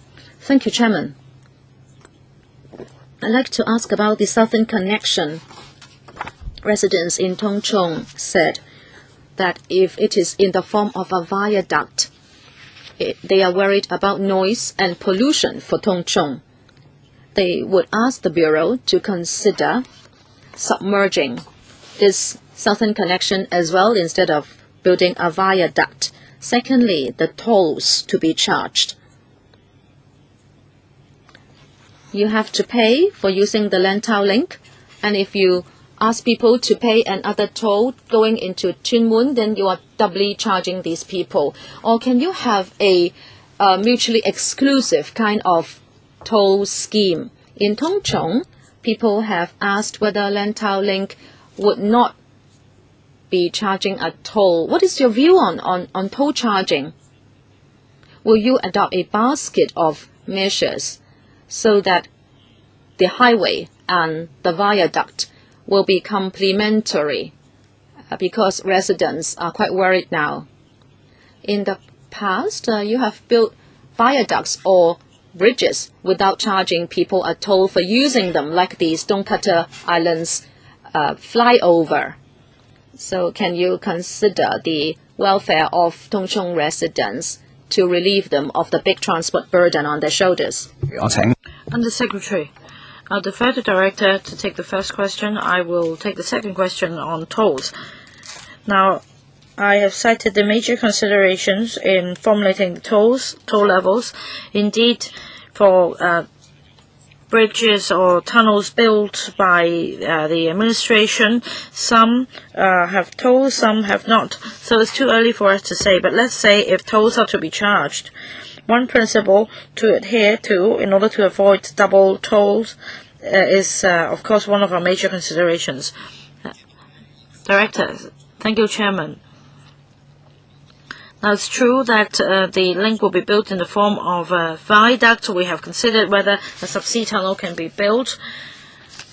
But on both ends, one on the artificial island where the BCF is, and the Lantau side, we need to build the facilities to connect the submerged part. So there are technical difficulties, and having considered the situation, we opt for the viaduct proposal. And for reclamation, I think the impact has been minimized. Mr. Wong Kwok-hing. Thank you, Chairman. I support this paper because we have been striving for the construction of a link. So late is better than not having one at all. Now this is a highway, but in the long term, will the administration consider building a railway as well? Because this can be connected to the Northern Link of the railway system, so that the whole railway system can improve. Now, West Rail is the only means to reach Northwest New Territories. And on this side, you have Tung Chung line to the airport.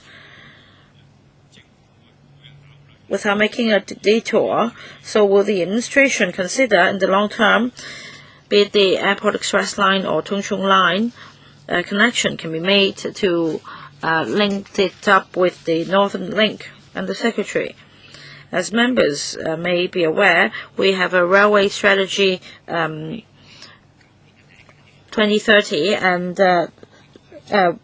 this RDS, and last year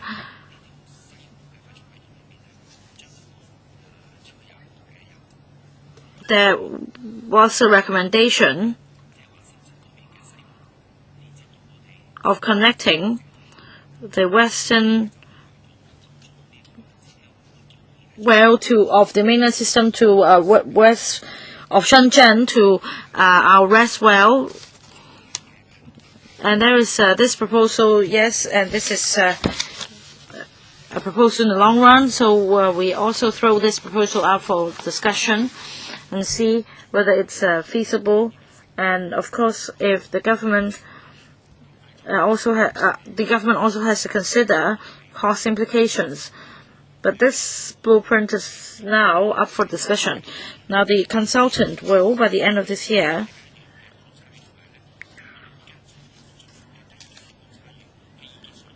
collate all the views in the first round of public engagement and the second public engagement exercise by the end of this year, and about this project of linking Shenzhen and Northwest New Territories in Tung Chung. They would put forward their recommendations to the administration. And about the point raised by Mr. Wong, this will serve as reference in the formulation of the future blueprint. Thank you, administration, for your response. I hope you actively considered that. Mr. Ka-piu. Well, earlier, the LegCo had a motion debate on the development of North Lantau, and our colleague also urged the administration to abolish the toll at the Lantau Link. So on your list, you have $860 million as for the toll plaza. So we should not hinder the development of or the communication between Western Silvering and Tuen Mun and Lantau. We should not stifle the possibility of them traveling across the two districts. So if the toll for Lantau Link can be done away with, why are you charging tolls for this link? So I hope you can reconsider that. That's the first point. Second point, by 2016, the Southern Connection will be commissioned. It will be commissioned first, and I would like to confirm for residents living in Tung Chung and North Lantau, is it the case that they don't need to pay any charge for accessing the artificial island and BCP via this route? As for the Chang Tung Road realignment, when are you going to consult the DC? It's the traffic black spot. Last year there were 2 fatal accidents. There are a lot of cyclists, pedestrians there. So could you improve that section? Director, would you like to take this question first? Thank you, Chairman. Southern Connection, as you can see in the diagram, there is no toll plaza. So for the link between the southern connection and the artificial island, there is no plan to impose any toll charging. As for the improvement at Tongchang Road, we will consult the DC as soon as possible. So we will abide by the established practices. We will consult the DC and inform the community of the realignment proposal and to collect their views. As for other major changes, we need to go through the gazettal process, and this has been gazetted. And if there are any changes to the waterfront, there might be other procedures involved, like say if reclamation is involved. So this will have to be dealt with separately. Undersecretary, what about tolls? They have already talked about it. Is it really necessary to build this toll plaza? It will cost $800 million. Undersecretary, Chairman, we agree that tolls will not be imposed on each and every road, but we need to consider the user pay principle. So at present, we have yet to consider whether tolls will be charged and what the level should be. But our preliminary design is that there will be a toll plaza. Mr. Lo Wai-kwok. I subscribe to the views of some members who have spoken. I support this, the construction of this link, because this will provide a significant improvement to the transportation network and the link between the two important areas. Now, as far as drilling is concerned, it's very difficult and it's very expensive because it aims at minimizing the impact on the sedimentary bedrock level. And the EIA has been conducted, so I'm not going to ask about the environmental impact assessment of the sea level. My concern is that during the construction period, a lot of marine sludge and other materials would be transported, and I'd like to know the traffic impact on both Tuen Mun and Lantau. So this is my question. Director. Thank you, Chairman. Thank you, Mr. Lo, for your question. About the nuisance caused during the construction periods, it has been considered by the EIA report, and we will try to minimize the nuisance. For example, we will transport some of the waste via sea route, and we will also make sure that the wheel washing would be carried out, and we will abide by these environmental standards to minimize or mitigate the nuisance cost to local residents. The other point is about the sea. It is an important fairway,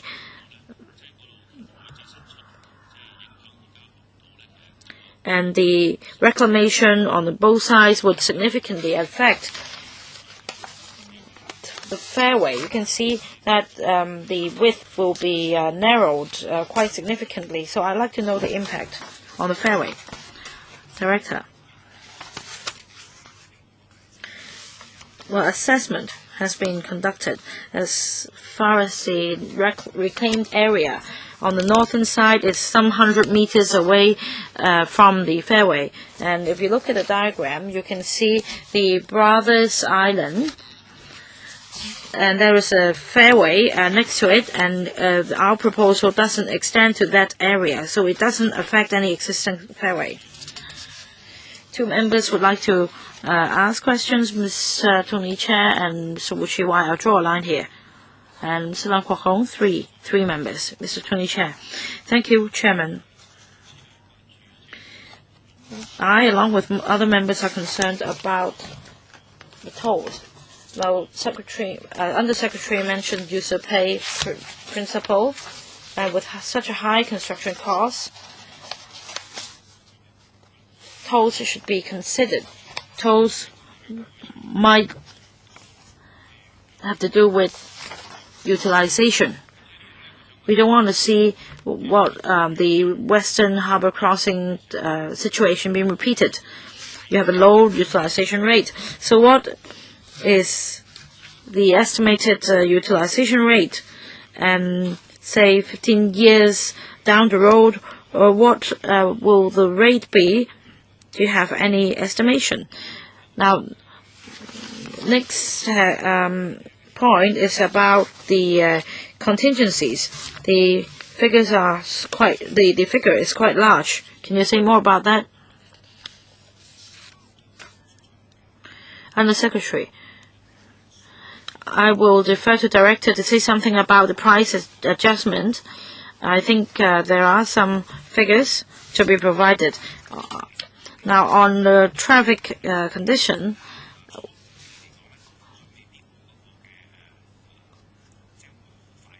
our estimation is that initially there will not be any heavy traffic flow, because it will provide a shorter route for residents traveling between Tuen Mun and the airport. The journey will be shortened by 20 kilometers or 20 minutes journey time. So it can divert traffic, but it will depend on the development of Tung Chung and Tuen Mun and the airport area. So there will be sufficient capacity to handle the flow.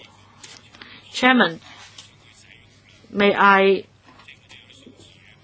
clarify my point? I'd like to know something about the utilization rate. Let's say if, like Mr. Chen said, if you charge users at $300, it may have an impact on the traffic flow.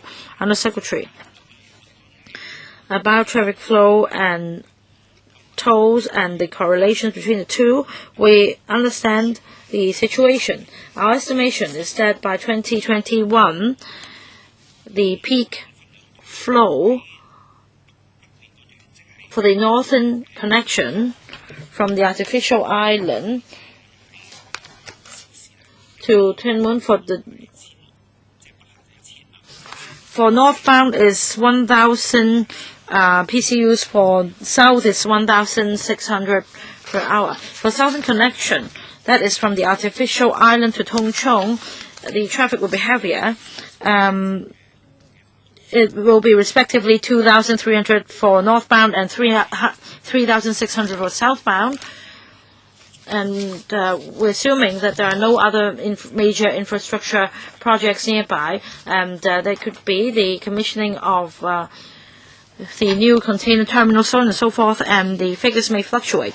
And I understand members' concern, and that if the tolls are too high, the traffic flow might reduce. So, like I said, we also need to consider the cost effectiveness of the link to the community as a whole. Kwok-wai, the DP welcomes this link, but I'd like to ask two questions. The toll plaza and also the related works, they take up a large chunk of the project cost. Have you considered using the artificial island as the toll plaza so you can cut down the cost? Secondly, with regard to salaries for resident staff, 1.8 billion. What do you mean by resident staff salaries?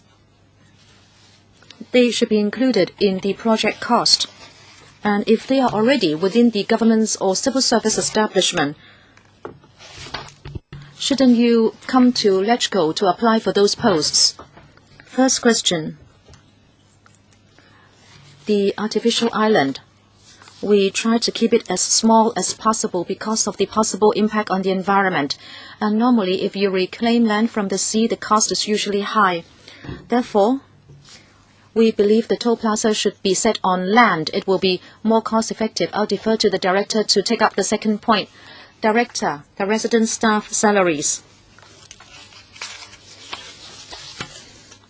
We are engaging a consultant to do supervision works for us. According to the contract, the consultant will have to hire people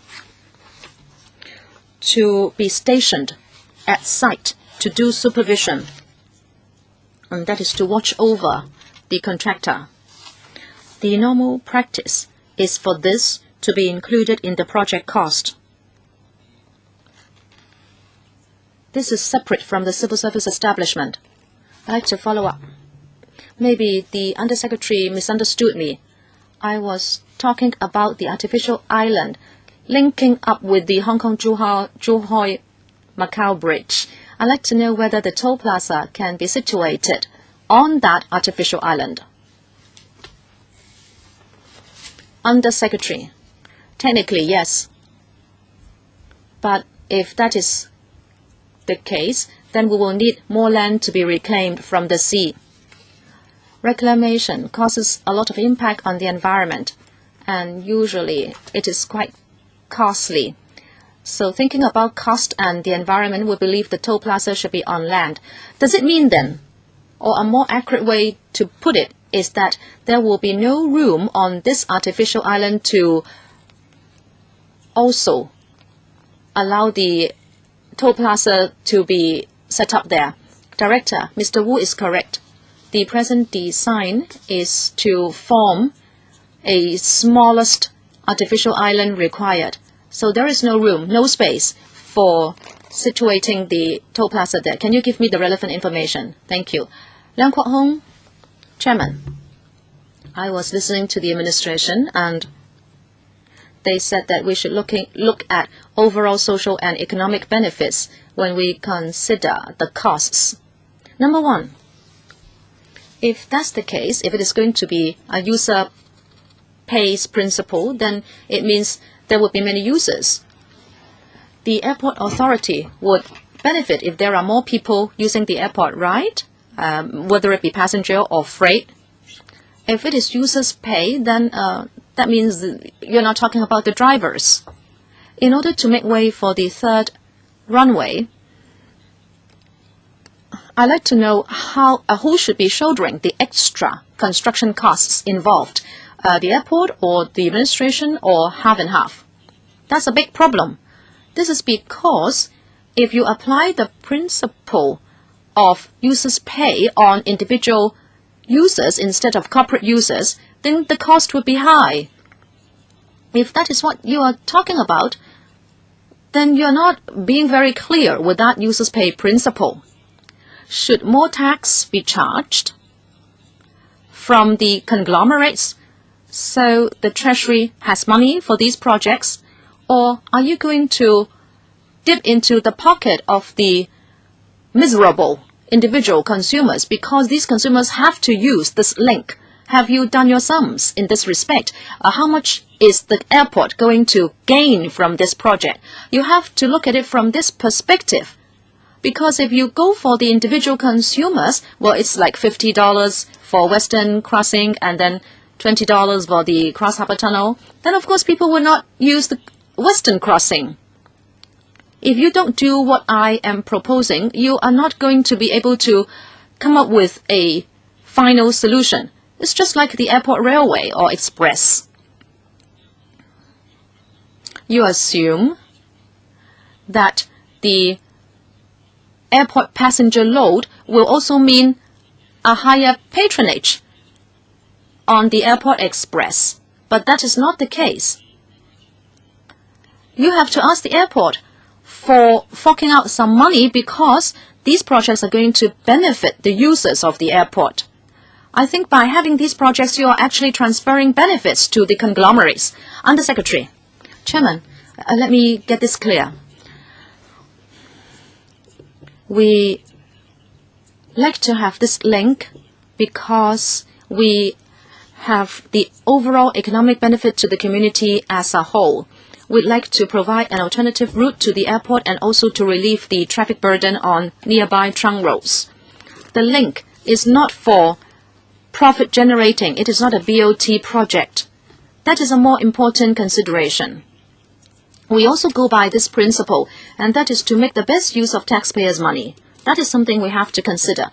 That is why we say at this stage, we do not have a confirmed option for charging the toll. Even if we're going to charge the toll, we will make reference to the tolls at Lantau Link. The most important thing is, let me stress, that overall it should achieve our purpose, and that is it should serve as a transport link, and also it should generate the economic benefits expected of it. Government revenue is secondary. Undersecretary, I think members support the project. As I have heard from members, no one has objected to it. However, I'm aware that many members are concerned about the toll charging mechanism. I hope when you are at a certain stage of the project, you should come back here to LegCo and let us know what you intend to do with toll charging. Many members were concerned about the toll levels. If it is going to be linked to the Lantau Link, I think you should look at the two as a whole, because the Lantau Link now only charges for one way instead of the return trip. If later on people come out from Tuen Mun and also they go on to the Lantau Link, then they have to pay double tolls. I hope you will look at this as a structural issue. All right? Okay. We are not going to go deeper into the subject here. Members, you agree that this item can go to the PWSC and also the Finance Committee? No objection? Leung Kwok-hing? I think Mr. Tony Chair's proposal is reasonable. Traffic volume, and that should not be pegged to the toll level. I require a report. Okay, you should give us the figures, especially when you submit a paper to the Finance Committee. Chairman, can I add? With regard to traffic volume, I have already spoken on it.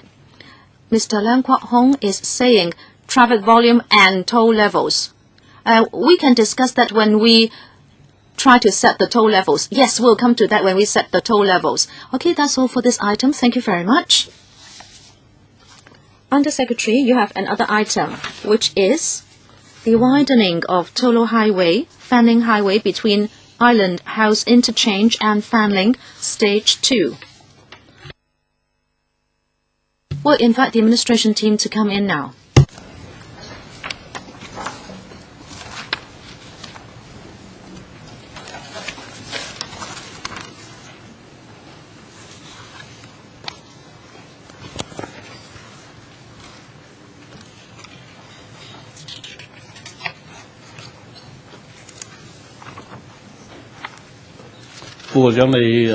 Undersecretary, can you take us through the paper, please? Chairman, thank you very much for allowing me to continue with another project, which is widening of Tolo Highway, Fanling Highway between Island House Interchange and Fanling Stage 2. Stage 1 is now underway. We are talking about a section of Fanling Highway between Tai Hang and Wahab Shed interchange of about 3 kilometers.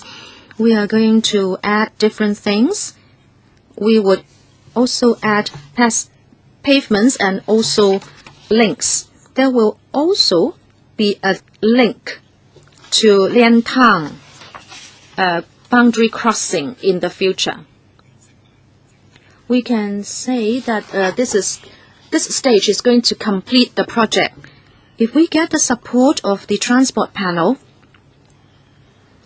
we will submit the project to the PWSC, and then in June we'd like to go to the Finance Committee. Can I defer to my colleague to take the members through the project briefly? Who will do it? Mr. Kong. Thank you, Chairman. I will briefly run through this Stage 2 widening project. This is an overall plan for Tolo Highway and Fanling Highway. From Ma Liu Shui to Yun Chao Chai, this is the Tolo Highway. Back in 2003, we had already expanded it to dual 4-lane. And right now, we are talking about from Yun Chao Chai to Tai Hang on Tolo Highway. And this time around, it is from Tai Hang to Wahafsha Interchange on Fanling Highway. In this project, Stage 2, we are going to widen Fanling Highway from dual 3-lane to dual 4-lane carriageway for about 3 kilometers with standard hard shoulders added on both directions. Apart from this trunk road, about 1.2 meters of Taiwan Surface Road West will be realigned, and also realignment of Taiwan Surface Road East will be realigned as well, and so that we can do the widening works.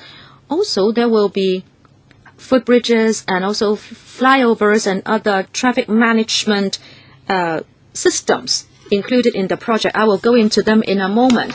This shows you the existing Fanling Highway. You can see that on the left, we have the East Rail line. Because of the restrictions of this East Rail alignment, we are going to realign the surface roads so that we can have room for expanding Fanling Highway. This is what it looks after completion of the project. Also in Stage 2, we are going to make use of the opportunity to also build a footbridge at Kowloon Hang. If people live in Yunlang or Kowloon Hang, they first of all go through Taiwan Surface Road West, and then they would go through Fanling Highway. However, it only traverses Fanling Highway instead of the East Rail line.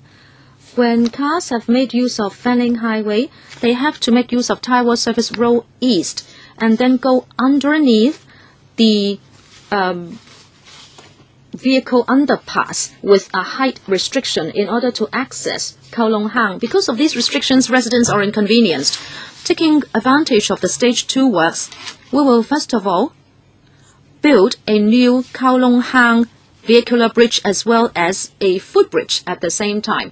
The design is such that it traverses Fanling Highway as well as the East Rail, so that Taiwan Surface Road East is directly connected with Taiwan Surface Road West. After completion, I'm sure it will very much convenience people living to the east of the East Rail.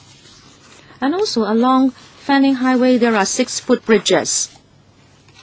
The spans of these would not complement the widened Fanling Highway. We have to demolish them and reprovision them. These 6 footbridges are at Tai Hang, Taiwan, Nanhua Po, Kiu Tao, Kwok-wai and Wahafshek. All these 6 footbridges will be rebuilt. The new footbridges will be decked over. Also, to relieve traffic noise, in Stage 2, we are going to build a vertical or noise barriers of 5.5 kilometers long. They will be at the side of Fanling Road. Another unique feature is that in Stage 2 Fanling Highway expansion works, we will actually be closely linked to the Liantang Wai project. The dotted line shows a major interchange of the BCF. It will be extended to Fanling Highway, and there will be pillars of the flyover that will be stationed in the area, and the 2 projects must be synchronized so as to ensure that the one project will keep pace with another. Some public utilities will have to be realigned underground.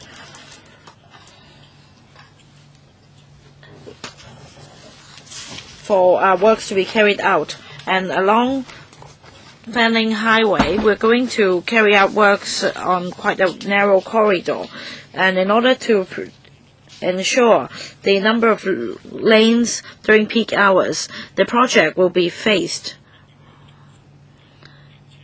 If road closure is necessary, we will arrange for these works to be carried out during nighttime or on holidays, and during that time we will closely liaise with the relevant departments and as well as the district council.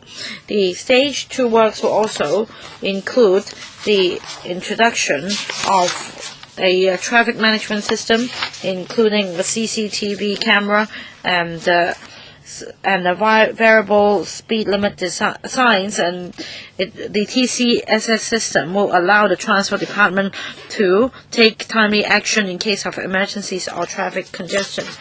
And in the project, we try to avoid resumption of private land, but since we need to work along quite a narrow corridor, we inevitably have to resume land, and it will involve 18,610 square meters of agricultural land and 580 square meters of residential lands, and it will include 8 village houses, 1 shitong, and other structure. As for domestic structure and other non-domestic structures, we will make the necessary compensation according to the established arrangement. And in 2008 and 2009, we consulted the Transport and Traffic Committees of Tai Po and North District Council, and we sought their support. And thereafter, we, on a regular basis, reported the progress to the District Council. And during the construction period, we will continue to liaise with the district council and community groups so that they know the progress of our works. The timetable is that with members' support today, we are going to submit the proposal to PWFC in May and FC in June for funding approval. Once approved, we expect the works to commence in the middle of 2013 for completion by the end of 2018. The total estimated project cost is $4.32 billion. So much for our presentation. Thank you. 2 members have raised their hands. Dr. Lo Wai Kwok, who else? Mr. Tony Chair and Mr. Poon Siu Peng. 4 members. 4 minutes each. Mr. Chen Ha-ken. Thank you, Chairman. I have 3 simple questions. I see the whole project. In the whole project, 3 existing footbridges will be demolished. So, during the works, how can the administration ensure that local residents can still make use of alternative routes for normal access? Will you demolish all 3 in one go, or are you going to build one before demolishing an existing one? Second point, Chairman, you understand that many local residents do ride on bicycles, but not all footbridges have been provided with ramps for cyclists.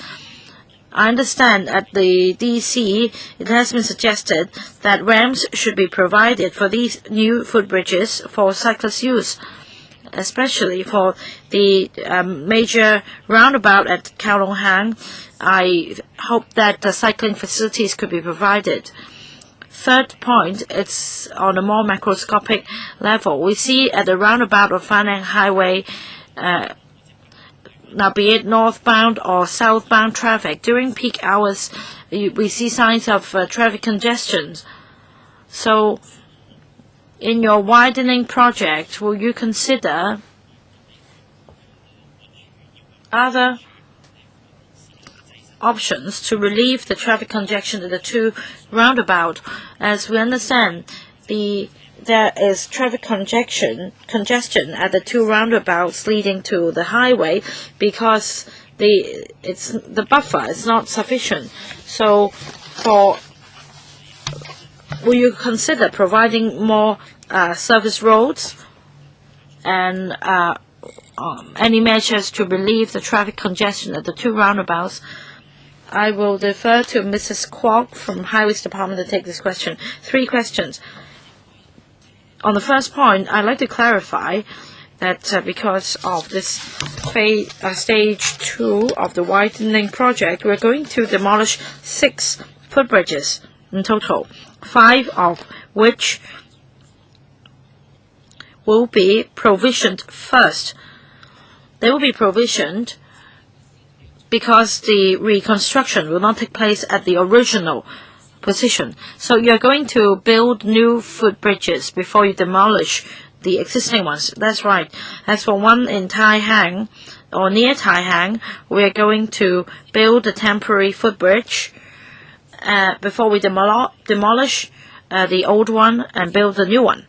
As for the second question about the provision of ramps on new footbridges for bicycles, when we consulted the district in the past, we understand that ramps should be provided. So for these new footbridges, apart from stairs, we also have ramps. What about lifts? Now, the design of this project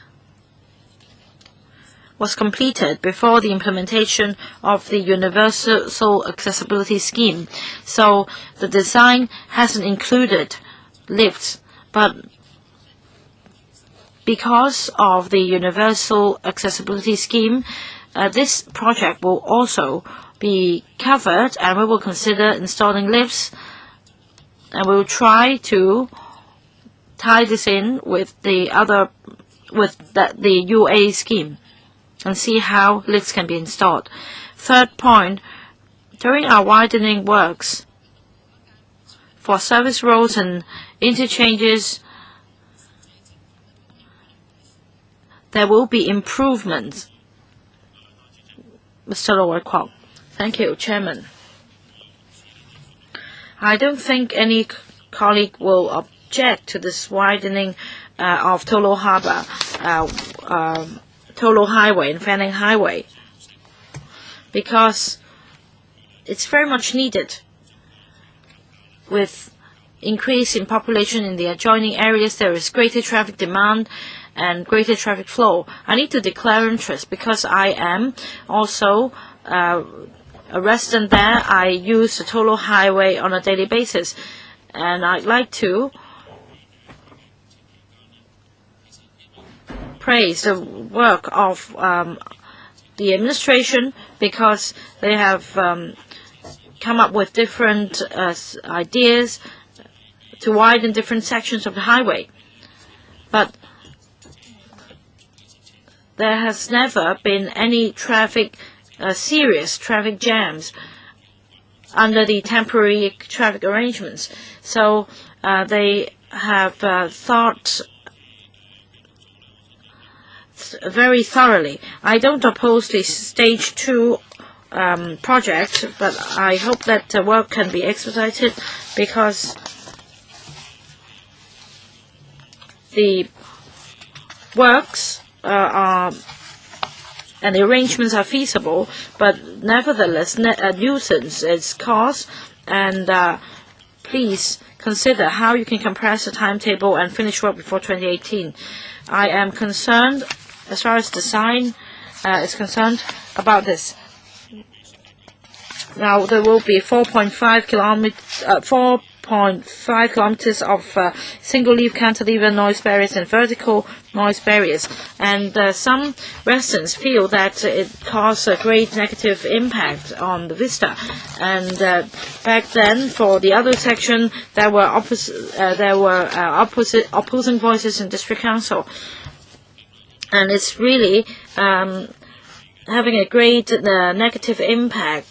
negative visual impact along the Tolo Harbor. It has a nice view, but because of the tall noise barriers, drivers feel that they are driving in a tunnel. So on noise barriers, I hope the administration would consider how a balance could be struck between noise mitigation and maintaining a nice vista, because there are residents living along that stretch, and in the long run, as far as maintenance and repair of noise barriers along Tolo Highway is concerned, you should consider erecting transparent noise barriers instead of opaque one, in order to improve the visual outlook. Under Secretary. Thank you for the compliment. They have, my staff have worked very hard to respond to the demands of the public, and we also want to expedite the project. This will bring along a lot of benefits, but we need to be realistic about our project estimation, because this project involves quite complex matters and elements. Some might involve works on the highway, and some works have to be carried out during nighttime only. And we also need to consider the service road to Liantang, and we need to tie our project in with their project. So there are time constraints, but I understand members' request.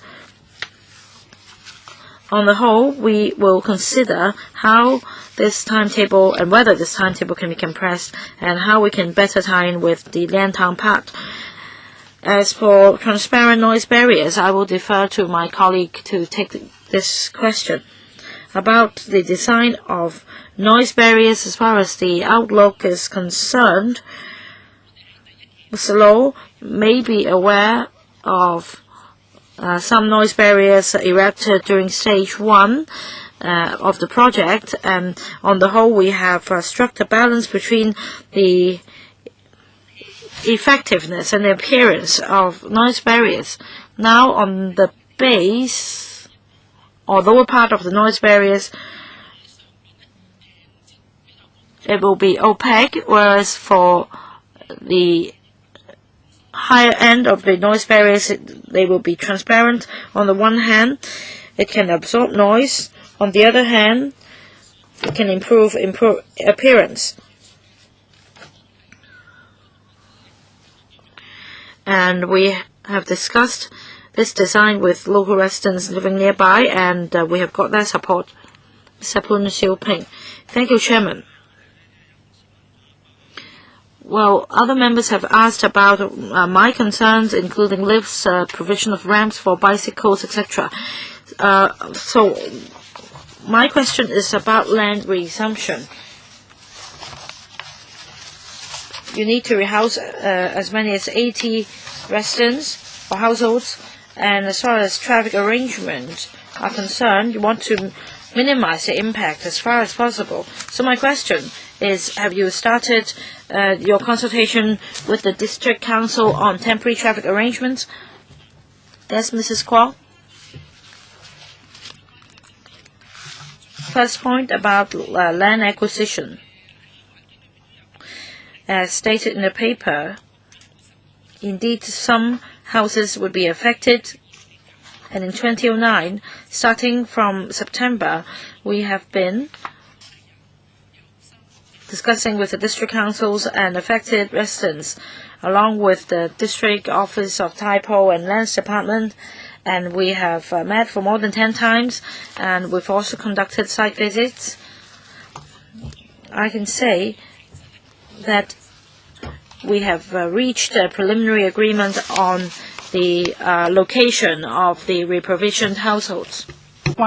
We understand the concerns of those affected. We are keeping up the dialogue, and we will detail the implementation details later. Secondly, temporary traffic arrangement. We have explained that in the PowerPoint presentation. First of all, we will realign the service roads, and then we will create space for the widening works. This will be done in such a way that during peak hours and during daytime, there will be a 3-lane situation preserved for both directions. And the contractor will have to set up a traffic liaison group so we can take up the implementation details with the relevant departments. Mr. Tony Chair. Thank you, Chairman. I support the widening project to improve traffic. As Mr. Liu Wai Kwok was saying, if you can complete it earlier, please do it. And I am concerned about greening. It says here there are going to be trees which have to be felled, and normally it is said that government projects will always plant more trees than the trees felled, but it is not the case with this project. When you consider the design of these projects, especially along highways, maybe you can do more with the central dividers. It doesn't seem to be a lot of greening in the middle of highways. Can you consider doing that for this project? Director, Mrs. Kwok. Yes. We put a lot of emphasis on greening. It looks as if there is little greening in stage 2.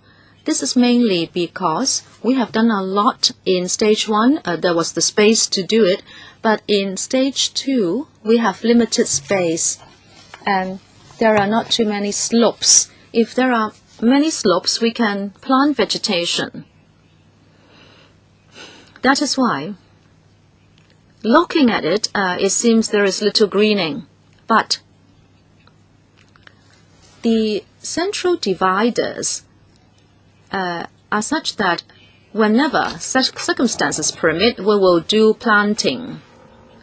Within stage 2, near Tai Hang Estate, since there will be land acquisition necessary, in order to limit the area of land acquisition, the central divider will be narrow, so we cannot do greening. But somewhere away from Tai Hang, we will have more space, and the central divider will be wider, and we will try our best to do planting there, taking up 70% of the central divider, more or less. Chairman, I certainly know that you need space to plant trees. And about the central divider, I'm not asking you to use more land. In fact, you can consider using different designs so people will not feel claustrophobic because of the presence of noise barriers. And when you do design, maybe you can go for better people, so you do better designs. Okay, please try to think about that. Kwok-wai? Thank you. 2 questions. I hope the Bureau will provide some information. Whenever there are these big-scale projects, there should be resident staff. I'd like you to provide information. When you talk about resident staff, I'd like to know what you are talking about, because if I divide up the price by the time, we are talking about a price tag of $300 million for resident staff over a span of 5 years, or 30 odd million for a year. Secondly, I hope the Bureau will consider this cycle track policy, and that is at new development areas, we should try our best to integrate cycle tracks into the areas. I know that in Taiwan East, Taiwan West, village houses rely very much on bicycles for their daily living. When you have widened these highways, is it possible for you to assign a cycle track? Well, I must declare I am a biker. If you just give me something like a hard shoulder on the side of the road, I will already be able to use my bicycle. You may not exactly provide a cycle track, but you can allow certain modes of transport to make use of this particular narrow lane. It may not be a proper cycle track, but have you considered doing that? Under Secretary, I'd like to defer to the department to answer those 2 questions, but let me say something about the second question.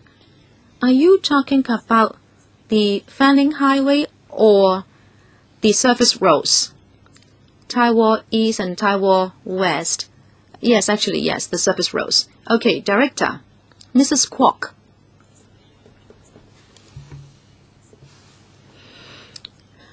We do not have cycle tracks on the 2 service roads now. That I know. The CEDD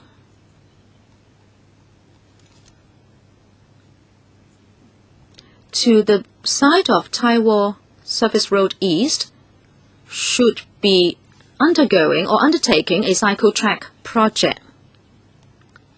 I believe it should have considered possible linkage so that people can cycle all the way from Shek interchange to Sha Tin. If that's the case, please give me the information. Certainly. Can you give me the information, Chairman? Yes, we will ask the CEDD for the information. Second part, the resident staff. Can I have some basic information?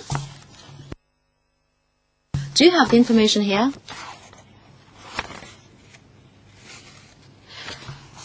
Resident staff.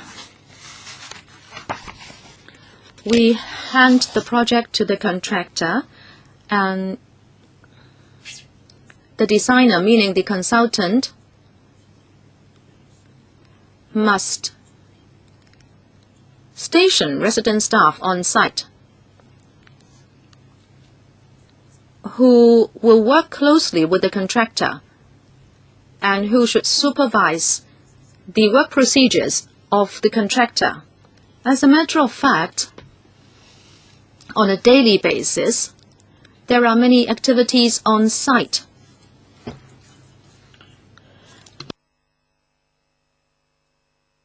The contractor will have to make proposals for certain work procedures, and while work procedures are being undertaken, there might have to be tests to be done first. Sorry. Please just allow me to follow up on one point. There is an item, consultancy fee. And then when you talk about resident staff, I don't know whether my understanding is correct. Are you talking about work supervisors and safety officers?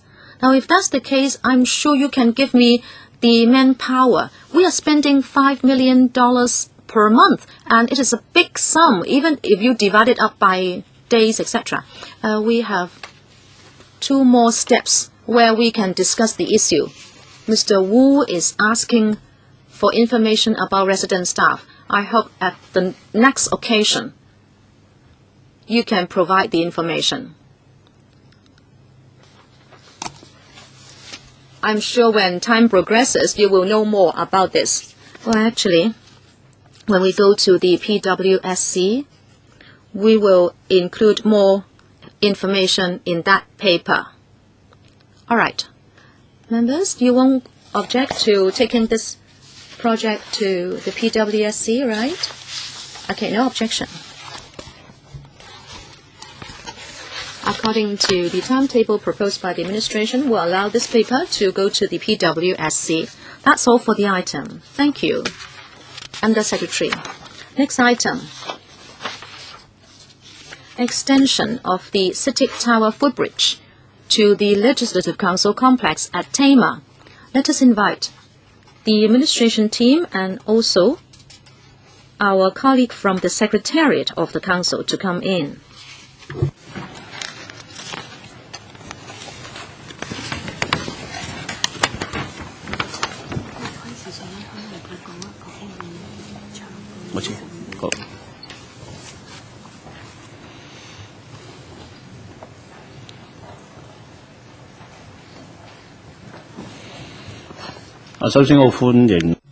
First, let me welcome Ms. Helen Tang, Deputy Director of Administration, and her team. I also welcome the Assistant Director and Chief Highway Engineer from the Highways Department. Also, we have Mr. Matthew Liu, the Principal Council Secretary from the Council Secretariat. Welcome to you. Because of time constraint, I have to tell you that the meeting will be extended by 15 minutes to 1 o'clock. Ms. Tang, would you like to take us through the project? Yes, thank you, Chairman. I will be very brief. The purpose of our coming here is to introduce to you the project to extend the CITIC Tower footbridge to the electrical complex at Tama. The purpose is to provide a direct and independent covered walkway to convenience members of the Legislative Council and also members of the public, including the disabled, to access the electrical complex directly from Admiralty. This would include the construction of an extension of a covered footbridge comprising a section along Tim May Avenue connecting the existing CITIC Tower footbridge with a clear width of 5.85 meters, and also a section across Tim May Avenue with a clear width of 3.5 meters connecting the LCC. There will be other parts to the project. Within the electrical, we have to construct a covered link. And also there have to be building modification works within LCC. The relevant road drainage, landscaping and traffic aids and road lighting works would also have to be undertaken. The cross-section and other plans have been included in the paper.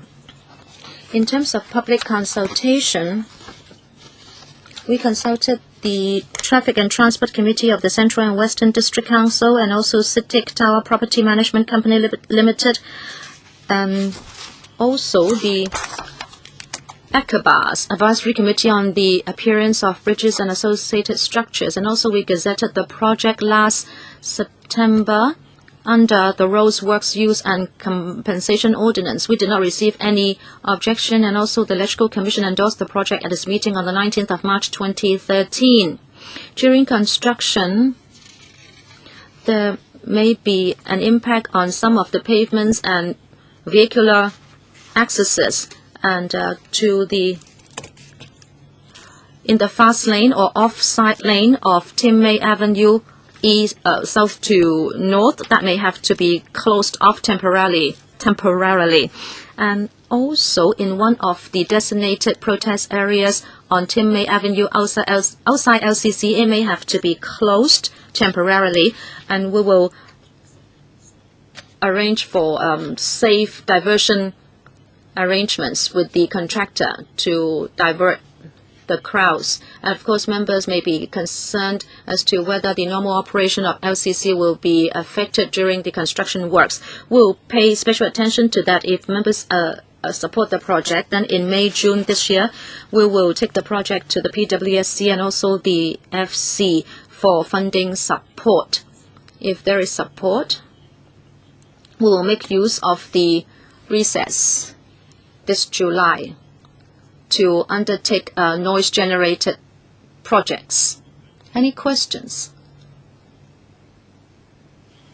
If not, do you agree that the proposal should go to PWSC for further discussion? Mr. Leung Kwok-hing. Now, if one takes MTR to Lechko, one will have to take a lift. I mean, if you're wheelchair bound before extension, you would need to take a lift at the Admiralty Center. So we need to think about those with mobility issues. I wonder if there is another lift or other alternative routes for them to access the complex easier. Maybe I'll defer to the Highways Department to take this question. Now, after taking the connecting footbridge over to this side, we will have modification work. For example, we'll install lifts for the wheelchair bound or the people with disabilities. And after entering the extension of the LCC, there will be lifts provided on both sides. Yes. Any other questions? If not, then members do not object to the submission of this project to PWSC. All right, so much for this item. Thank you. Thank you for attending this meeting. AOB. Nothing under AOB, so meeting adjourned. Thank you.